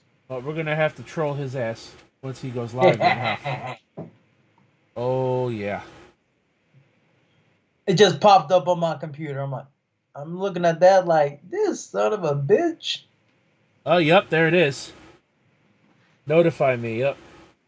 The Horde 3DO gameplay. Mm-hmm. Starts at 10 p.m. Oh boy, Casey's gonna get it. Casey's gonna get it, guys, in 30 minutes. Yep. Ain't gonna want to miss this. So let me bring up the NFL scores from the weekend and from Thursday, of course. What the fuck is Dominic wearing as a shirt? It says Latino cheat. What the fuck? I probably don't I'm want to know. looking at a YouTube Raw highlights video from the WWE YouTube channel. He has a shirt that says Latino cheat. I'm like, so you're admitting that you cheat a lot. Great. Oh, No? whoops. I hit NRL. I typed in NRL instead of NFL. I'm wondering why I'm looking at scores. Scores and teams I've never heard of. All right, here we go.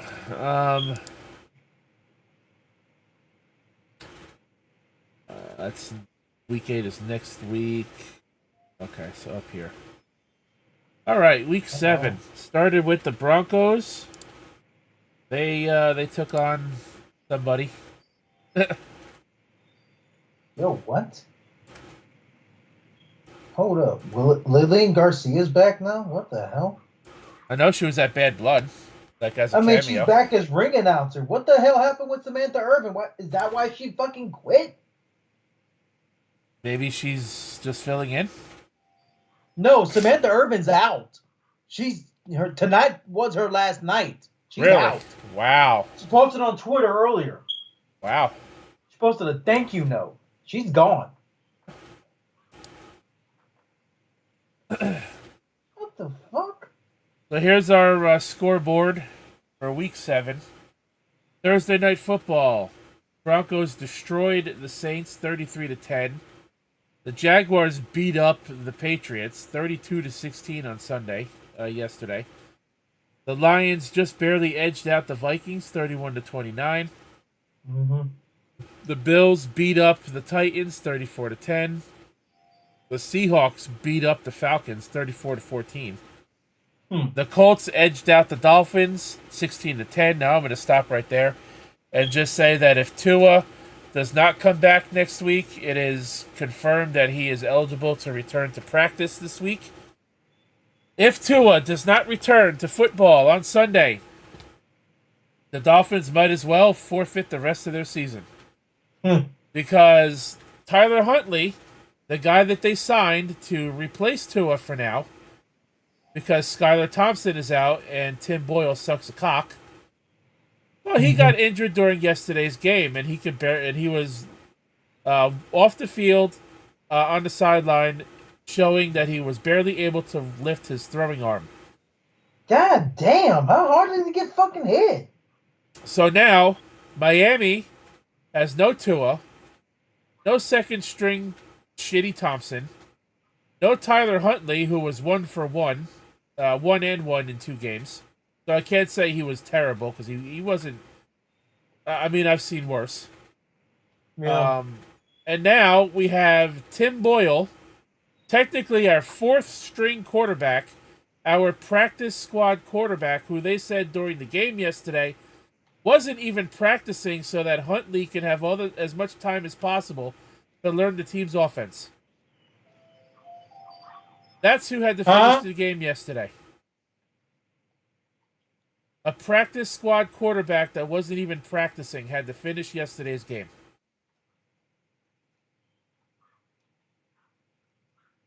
I have never seen such a terrible quarterback situation for any football team since I've been watching football until this year.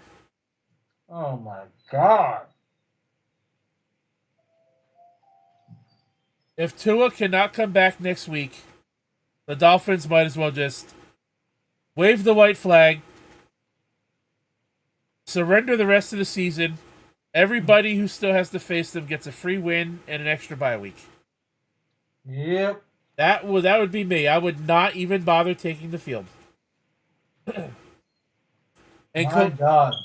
And coincidentally, the Dolphins-Colts game was also the lowest scoring game of the day. Overall. The Texans lost to the Packers 24-22. The Bengals beat the Browns 21-14. The Eagles annihilated the Giants 28-3.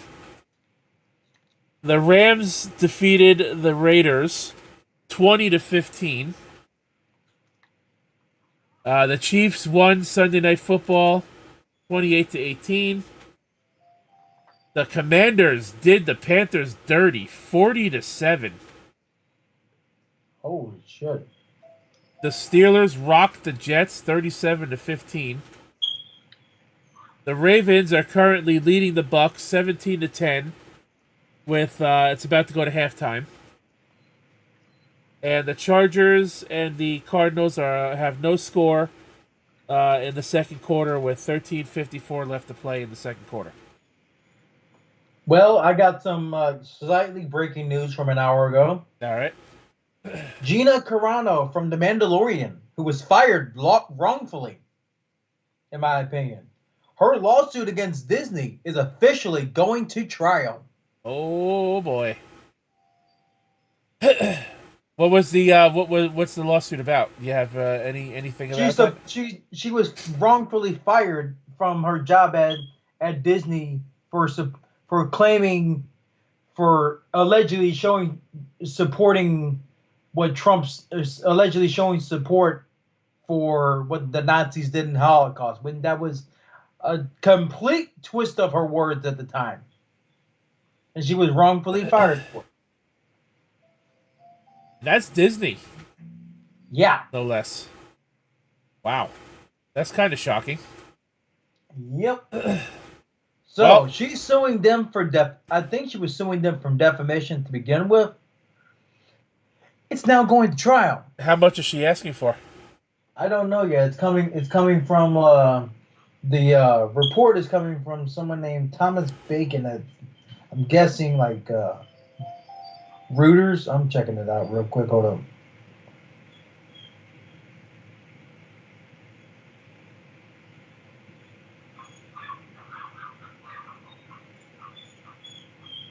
TSS, you care to fill us in on what's going on with the Browns quarterback situation? I can't see how their quarterback situation is worse than Miami's right now. She says they violated California law that protects employees who are politically active outside of their workplace from retaliation. So it's based on politics. Oh, that's like I said, because of like she supported, because of what she said about like at the time she made a post about like something that people threw out of context about like her comparing something to the Holocaust or some shit. Oh. She was criticized as anti-Semitic and transphobic for a post she made. Well, it was taken out of context, you said, though. So So they twisted her words to mean something that it didn't mean. Mm-hmm. Boy, I know what that's like. And she says she was subjected to discrimination on the basis of her sex because her male co-stars didn't face repercussions for their political speech. This is all in California law. And guess who's financing her lawsuit? Who's that? Musk. Oh God. He's giving her the money to sue them. Well, he's got money to burn, that's for sure. The case is going to trial next year. How much money do you think he's going to lose after he tanks Twitter? You heard about that bullshit this week, right? Yep. Or I should say last week, because it happened like last Friday or Thursday. Disney claims that she was comparing the treatment of conservative like supporters of Trump to that. They claim that she called conservative supporters of Trump the treatment of them was comparable to the Holocaust. I'm like, that doesn't make any sense. That never made sense from the jump. I don't know, man. That's it's political talk, but it was still a big deal at the time, 3 years ago. One reason that I avoid politics for the most part at all costs, because this came from Bloomberg Law. Anything you say politically can be twisted and taken out of context, and you get fucked in the ass for it. Yeah. But TSS says, what's worse is even if the Dolphins tank, you guys still won't be as bad as the Browns and the Pats, which means we wouldn't get the number 1 pick. Oh, it says the mediation must be completed by July 15, 2025. He says they're paying Deshaun Watson a lot of money, and he was playing like shit. He gets hurt this week. Their backup played as terrible as him.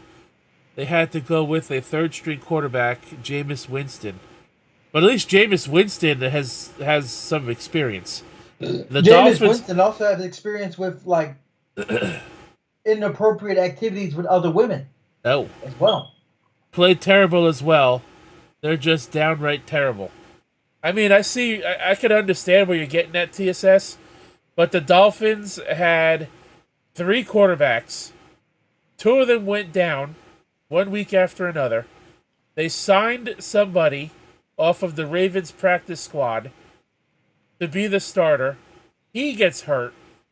Now they're out of a third quarterback, and they're down to a practice squad quarterback who's not practicing, who is now their starter. I think that's worse than the Browns situation. I mean, with the Browns, yeah, it sucks that teams are paying, a team is paying a quarterback big money, and he's playing like shit. I mean, how many times did we see that in the past with other teams? And then the backups play like shit? Mm-hmm. But anyways, here's the Week 8 schedule. Kratos, let me know if you think any of these games sound interesting. Tell me. Thursday night, we have the Vikings facing the Rams. We have Sunday, kicking off Sunday, 1 p.m. There is no 9:30 game on this week. The Packers and the Jaguars. Cardinals, Dolphins. Jets, Patriots. Eagles, Bengals. Ravens, Browns. Colts and Texans, Lions and Titans, Saints and Chargers, Falcons, Bucks, Bills versus Seahawks, Bears, Commanders, Panthers, Broncos, Raiders, Chiefs, Sunday Night Football will be the 49ers and the Cowboys. That could be an interesting game. Yeah. And next Monday is the Giants and the Steelers. Interesting. Honestly, I think it's only for me. I think the 2 night games stand out the most. Sunday and Monday Night Football next week. Yeah, I agree. So that's your Week 8, schedule. I'm gonna say the Vikings beat the Rams. Packers beat the Jags. Jets over the Patriots. Cardinals over the Dolphins. Ravens over the Browns. Eagles over the Bengals. Lions over the Titans. Texans over the Colts.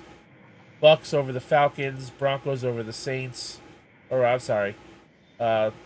Saints and Chargers, I think, could go either way. Both those teams aren't very good. I'm going to go Saints over the Chargers, actually. Commanders over the Bears. Bills over the Seahawks. Chiefs over the Raiders. Broncos over the Panthers. Steelers over the Giants. And I'm going to say, I think the Cowboys 49ers game can go either way as well. Huh. I'm going to say Cowboys over the 49ers.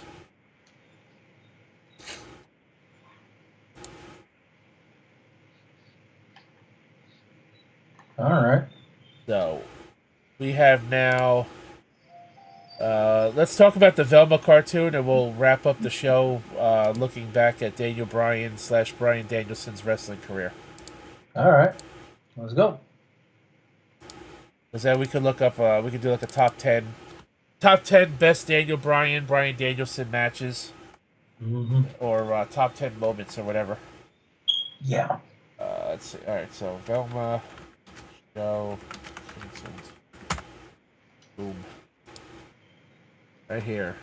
Variety. Velma canceled after 2 seasons at max. Thank God. The show shouldn't even have gotten 2 seasons, let alone 1 season. Yeah.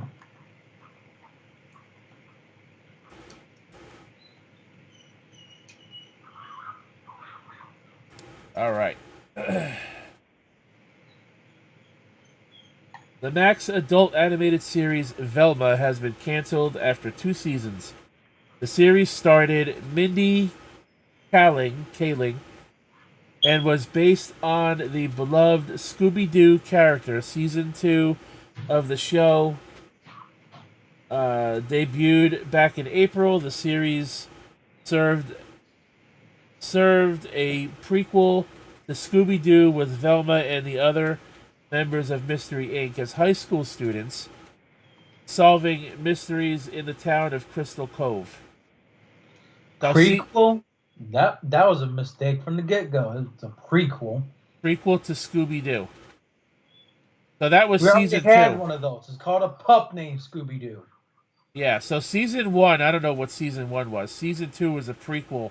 They wrote as a prequel to Scooby-Doo.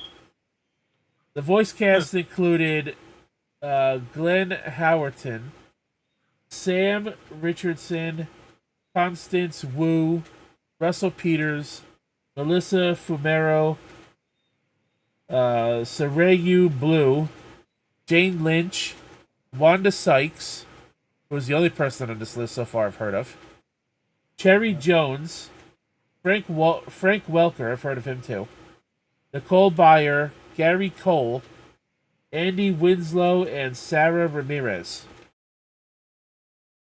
Over the past 2 seasons, Mindy Kaling and Charlie Grandy have created an incredibly fun and fresh world within the iconic Whodunit franchise, Max said in a statement. Well, that's false. That show was horrible. While we won't be moving forward with another season of the series, we thank them for their compelling coming-of-age storytelling, unrivaled clues, and hilarious hijinks. Velma was developed by Charlie Grandy, who also served as an executive producer. Kaling also executive producer, along with Howard Klein and Elijah Aaron.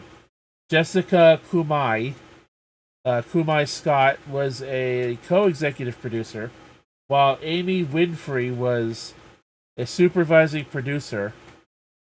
Candice Reuter and Rick Williams produced, with Moss Ferricombe and Greg Galliant on co-producing. Well, now we know who we can all throw hate at for this bullshit shit-ass cartoon. Fuck all of you. You should have never did this.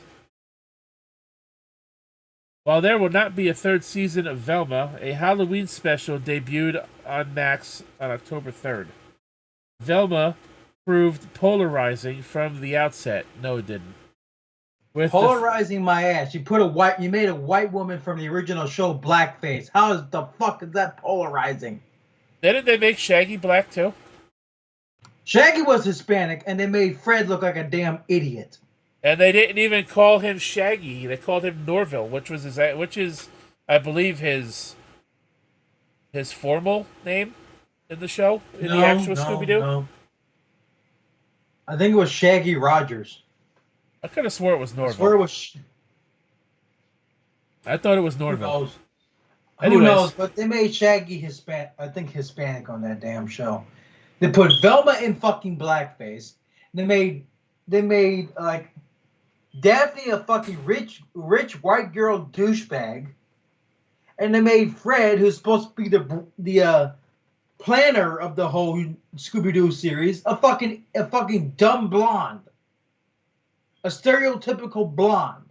And not to mention, they also made Velma and Daphne hate each other to the point where they became lesbians together. Exactly. And let's not forget that first episode, they had that shower scene of high school girls in the gym shower. Oh my god. Yeah, because that's not sexualizing underage, a depiction of underage children.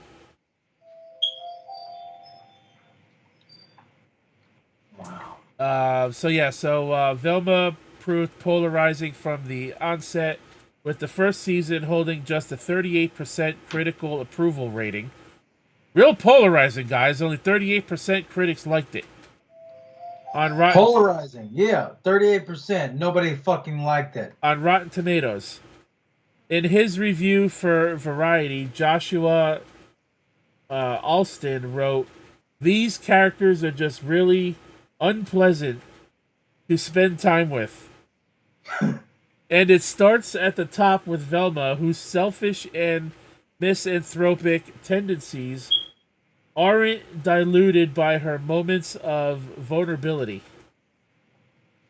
And that's where the article ends. Great. And they claim polarizing. Right? What the fuck was polarizing about that review? I am so glad this show got canceled. This show was fucking terrible. What the fuck was polarizing about that fucking review? I remember last year when Tex and I covered this fucking abomination of a cartoon on this show. Mm-hmm. Because Frank refused to touch it with a 10-foot pole. So Tex and I put ourselves through at least the first 3 episodes of season 1. And that's as far as we needed to get. Hell, that was probably too far. I couldn't take much more of that. That show was fucking garbage. Yep. Actually, you know what? Let's look up Rotten Tomatoes. Let's see what the overall score, now that it's canceled, and now that all of it has aired. Let's see what the overall score is now for Velma. Yeah. All right, here we go.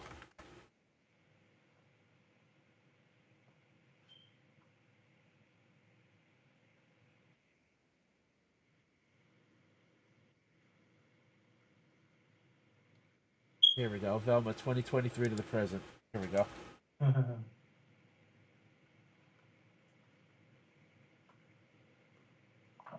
Average tomato meter. Blank. No score for the average tomato meter. Wow. Look at this. Blank. Average popcorn meter. 10%.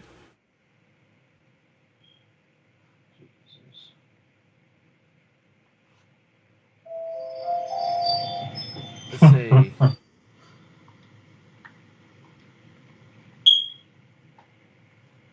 Doesn't say anything about like review scores or anything on here though.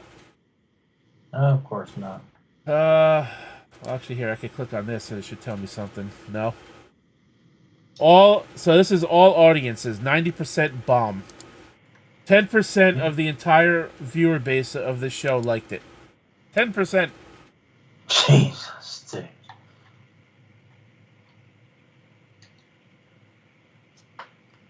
It's so bad, I don't see a review tab for the show. Look at what Casey said in the chat, dude. No, you didn't get fired. We tried calling you, you dipshit. You didn't answer. I called you at least once on Skype, dude. What the hell? We weren't sure if you were going to come on tonight. We tried contacting you. Hell, we were going to troll your ass when your freaking when your premiere starts in 6 minutes.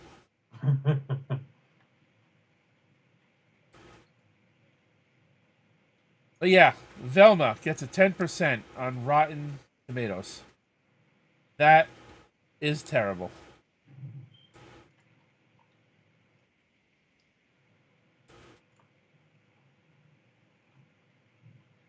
I don't know, Casey, if you read anything that I said in the Skype chat last night. I pushed the show back twice, and then I just canceled it for last night because it was after 11 o'clock. I had to fix something in the house that fell apart twice, and I don't have the means to properly fix it. But what I did to fix it the third time last night seems to be holding up for now. He says my Skype on my phone is on the fritz. Well, you have a laptop, Casey. You might have to uninstall Skype on your phone and reinstall it. But yeah, Casey, we did try to contact you. You're welcome to join us for the rest of the show. I know you got a premiere in 5 minutes. But we have one topic left to talk about. We're going to take a look back on Daniel Bryan, a.k.a. Bryan Danielson's wrestling career, since he has officially retired as of last Saturday night after he lost the AEW World Championship to Jon Moxley at Wrestle Dream.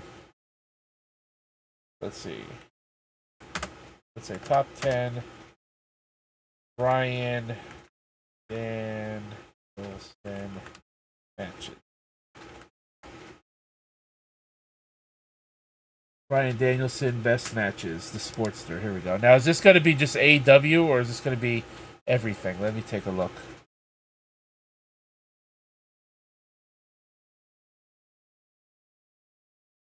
So far. Alright, so I do have this off screen, right? So I'm not spoiling this for you? Okay. Okay. Oh, this is actually a mixture of other... Okay. We can go with this one. Alright, we go with this list.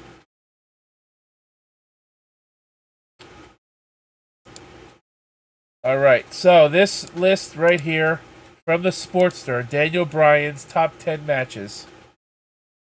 We're going to review, well, not review, but we're going to take a look at what they consider to be Danielson's best matches.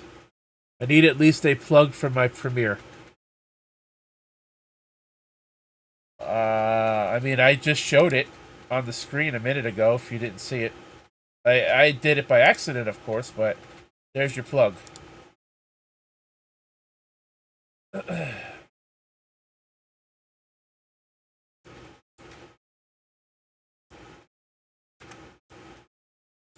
All right, Kratos. Bryan Danielson had one hell of a career before joining AEW 2021, but in terms of sheer match quality and consistency, the last few years have arguably been absolute best of his entire career. With full reign to wrestle in the way he wishes, the best version of Bryan Danielson has been allowed to flourish, though he has had some incredible matches in the years leading up to his time in AEW. The Sportster's rating system will determine the very best of the best when it comes to Danielson's matches throughout his time in WWE and AEW, and these will be compared to ratings from CageMatch.net and Dave Meltzer of the Wrestling Observer. Number 10, Bryan Danielson versus Adam Page, AEW Dynamite. January. Yeah, I gotta go real quick. Hold up. I may have to cut this short on my end. I'm sorry. All right. Sorry.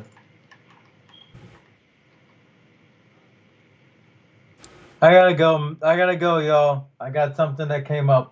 Oh, shit. All right, Kratos. Well, thanks for being here for most of the show.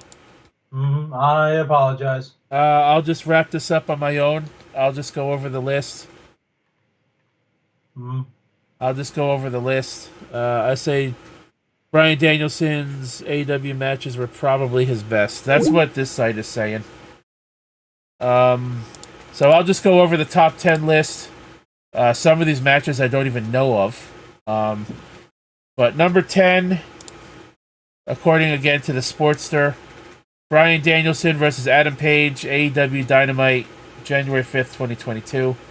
I don't exactly remember this match, but it was given an overall rating of 9.25 out of 10. Dave Meltzer gave it 4.75 stars. Cage Match rating gave it a 9.43 out of 10. After a time limit draw in their previous outing, the desperation to get the job done by both men in this match was felt, adding to both the character work and storytelling of his bout. Both men shed blood, making the action feel more intense and authentic too. It might not have reached the levels of their other match, which we will come to. Spoiler alert. But it was still a classic in its own right, with Page managing to find a way this time around to defeat Danielson. Braun Breaker just won the IC title back. Well, he had Jey Uso had a short, what was it, a 2 or 3 week run with the belt. Number 9, Bryan Danielson versus Kenta. ROH Ring of Honor Glory by Honor 5, 2006. I have no idea what this match even is. Overall rating from the Sportster, 9.25 out of 10. Dave Meltzer also gave it a 4.75. CageMatch.net rating, 9.5 out of 10. Bryan Danielson took on Kenta in one of the best matches in Ring of Honor history back in 2006, with both men proving why they were considered the best in the world. Thus had everything smooth technical prowess, the stiffest strikes imaginable, and some big moments such as Danielson's dive into the crowd despite an injured arm. The work around that arm helped to carry the match and give it structure, adding to what was already a tremendous wrestling match. Number 8, Daniel Bryan, technically, versus John Cena, SummerSlam 2013. I do remember this. This was the night where Triple H attacked Daniel Bryan after he beat Cena for the title, and Triple H refereed the match, and Bryan was then cashed in on. I remember this. Overall rating, 9.25 out of 10. Dave Meltzer scores it a 4.5, while CageMatch.net scores it a 9.26 out of 10. There are probably going to be 2 ROH matches on this list. Well, we just seen one. Daniel Bryan's first star-making victory in WWE came in a huge main event clash with John Cena, which absolutely stole the show at SummerSlam 2013. Cena put in a great performance doing his best to match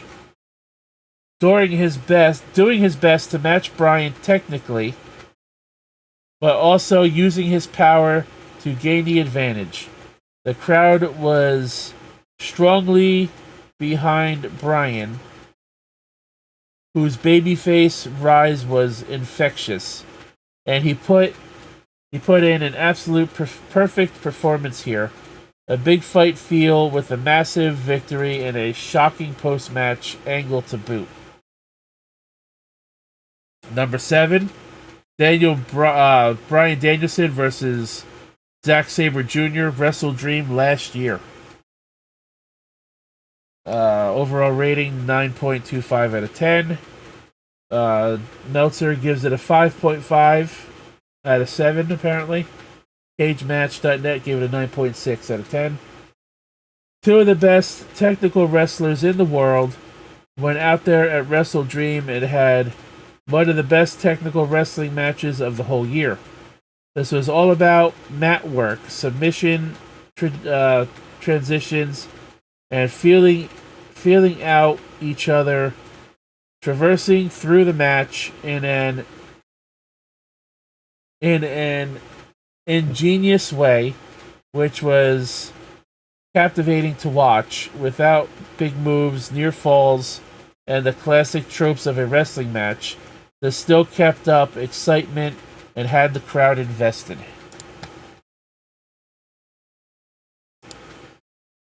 Number 6. Bryan Danielson versus Kenny Omega, AEW Dynamite Grand Slam 2021. That match was really good. I don't need my headphones anymore, so I'm just going to take those off.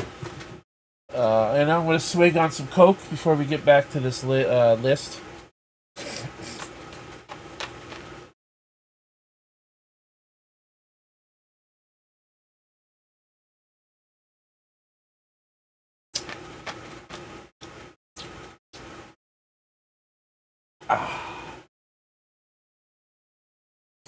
Okay. Bryan Danielson versus Kenny Omega, AEW Dynamite Grand Slam 2021. Overall rating from the Sportster, 9.25 out of 10. Kenny Omega. Dave Meltzer gave it 5 stars. Cage Match gave it a 9.55 out of 10. If I remember correctly, this match went to a time limit draw, I think. If I'm remembering it correctly. Bryan Danielson's first ever AEW match was a dream clash with Kenny Omega in front of one of the most electric crowds ever seen for a single bout in the company. The audience elevated this a great deal, giving it a distinct big fight feel.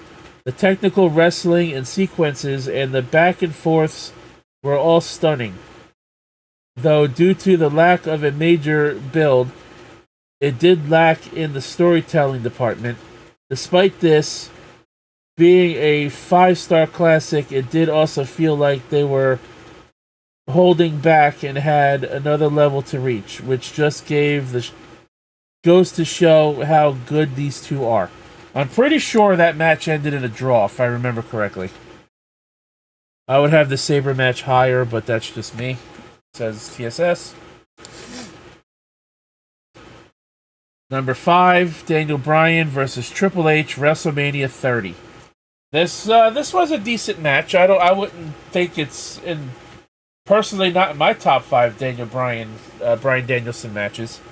The Kenny Omega one, however, would probably be in my top 3 of his matches. I'm not a big Danielson fan, never was, but that's not to say that he certainly was a great wrestler.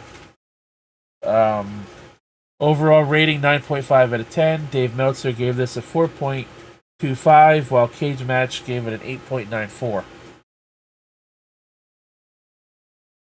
Ooh, excuse me.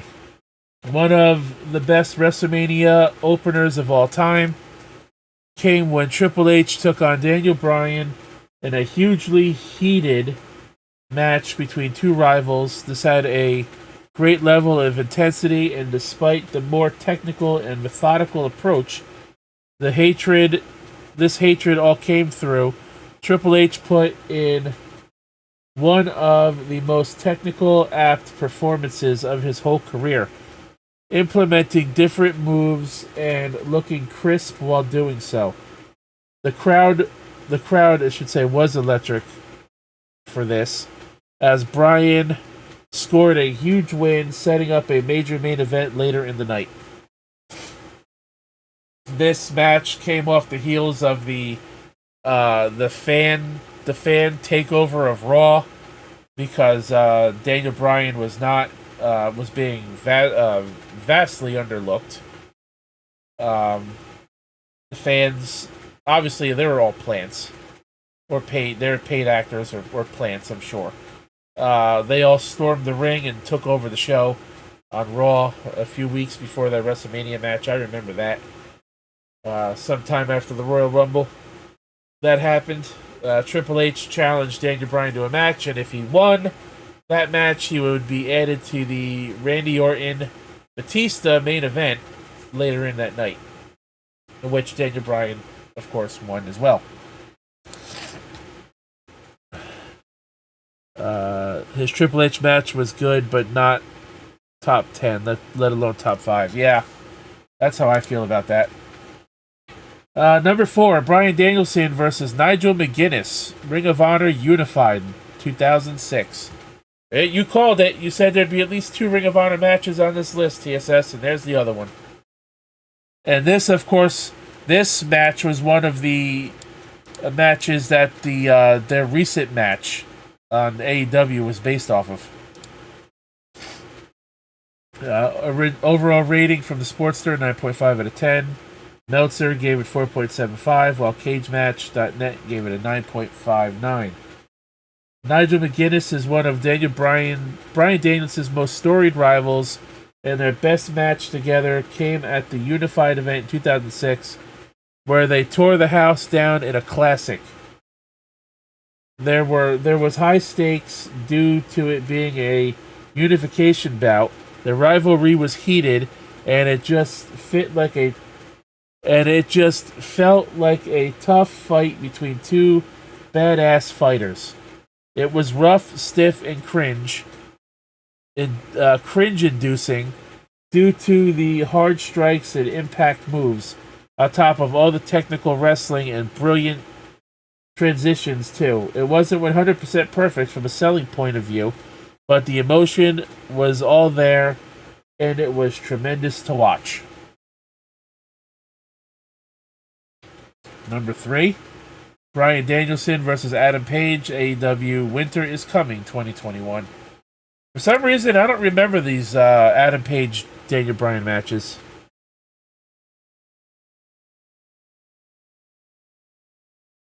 That match was fucking sick. I'd have to watch it sometime, I guess. But yeah, as far as these matches with Adam Page, I don't remember these. And they were only 3 years ago. And I don't really remember these.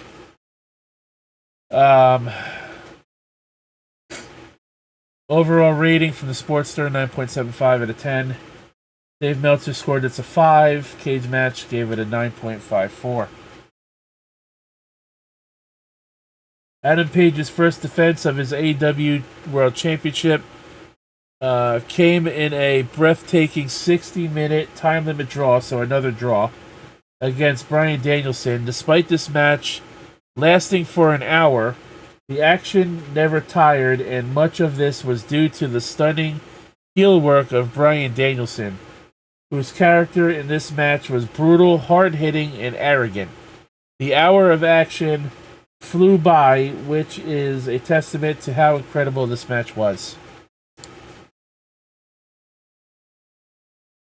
Number 2, Bryan Danielson versus Will Ospreay, AEW Dynasty, earlier this year. Dynasty, when was Dynasty? That was in April, right? Yeah, I believe that was in April. This match was alright. It was pretty good. I liked it. Overall rating, 9.75 out of 10. Meltzer did not score it. And Cage Match gave it a 9.68 out of 10. I just spoiled the number 1. I'm sorry. I didn't read it, though. For many, this will be the best of Bryan Danielson's entire career. The chemistry between these two was out of this world, with thunderous moves, great sequences, and one of the most electric crowds in AEW history. The end of match angle is the only thing that takes this away from being perfect, as the whole match was stunning from the opening bell. Ospreay, in particular, shown as a star in the making, looking like a match to Danielson. And number 1, according to Sportster, Bryan Danielson versus MJF, AEW Revolution 2023. They gave it a 9.75. Meltzer gave it a 5.75. Cage Match gave it a 9.64. This is one of the best matches in AEW history. I don't really remember this one either. And this one was only almost 2 years ago.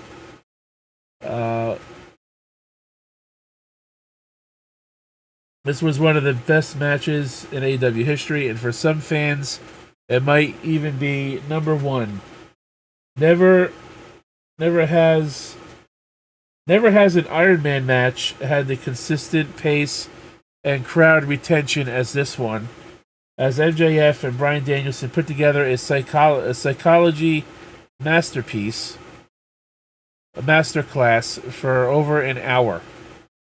The technical showcase from both men was stunning, with MJF in particular turning heel by proving he is not only a phenomenal talker, but among the absolute best in-ring workers in the world, too. Despite the predictable nature of this match, the crowd fell for several near falls, especially when Danielson pulled out the yes chant for the first time in AEW. So there you have it, guys. That's, according to the Sportster, the top 10 Daniel Bryan, Bryan Danielson matches. Only 2 WWE matches on this list, 2 from Ring of Honor, and the other 6 from AEW. That's going to do it, guys, for this episode of Less Than Serious.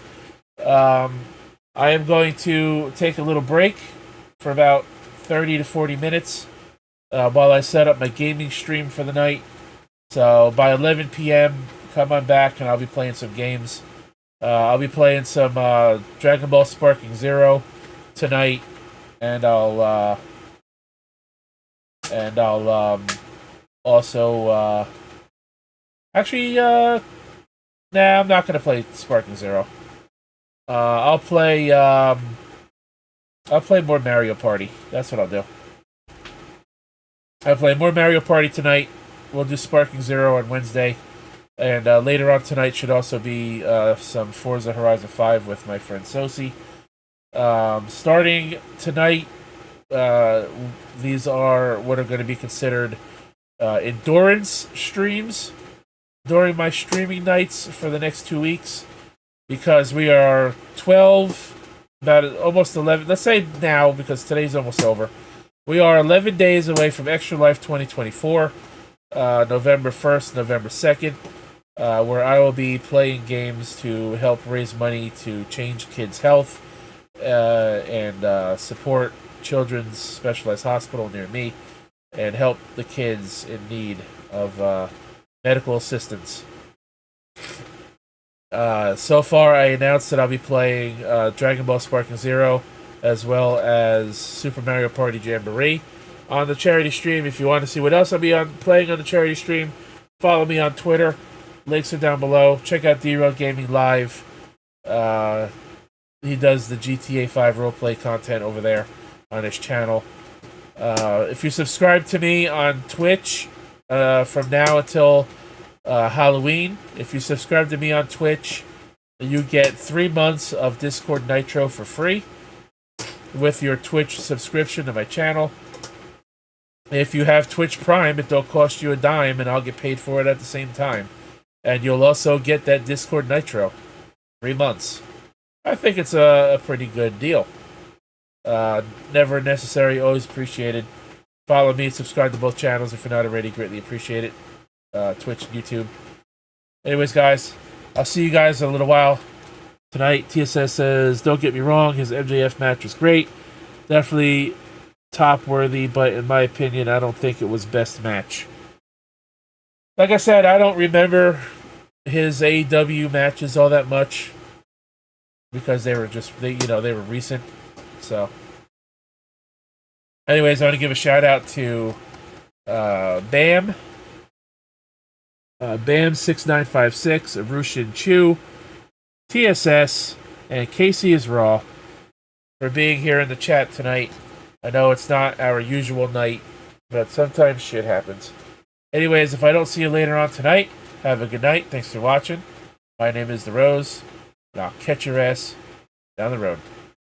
But if I do see you later tonight, then come on back and have a good time.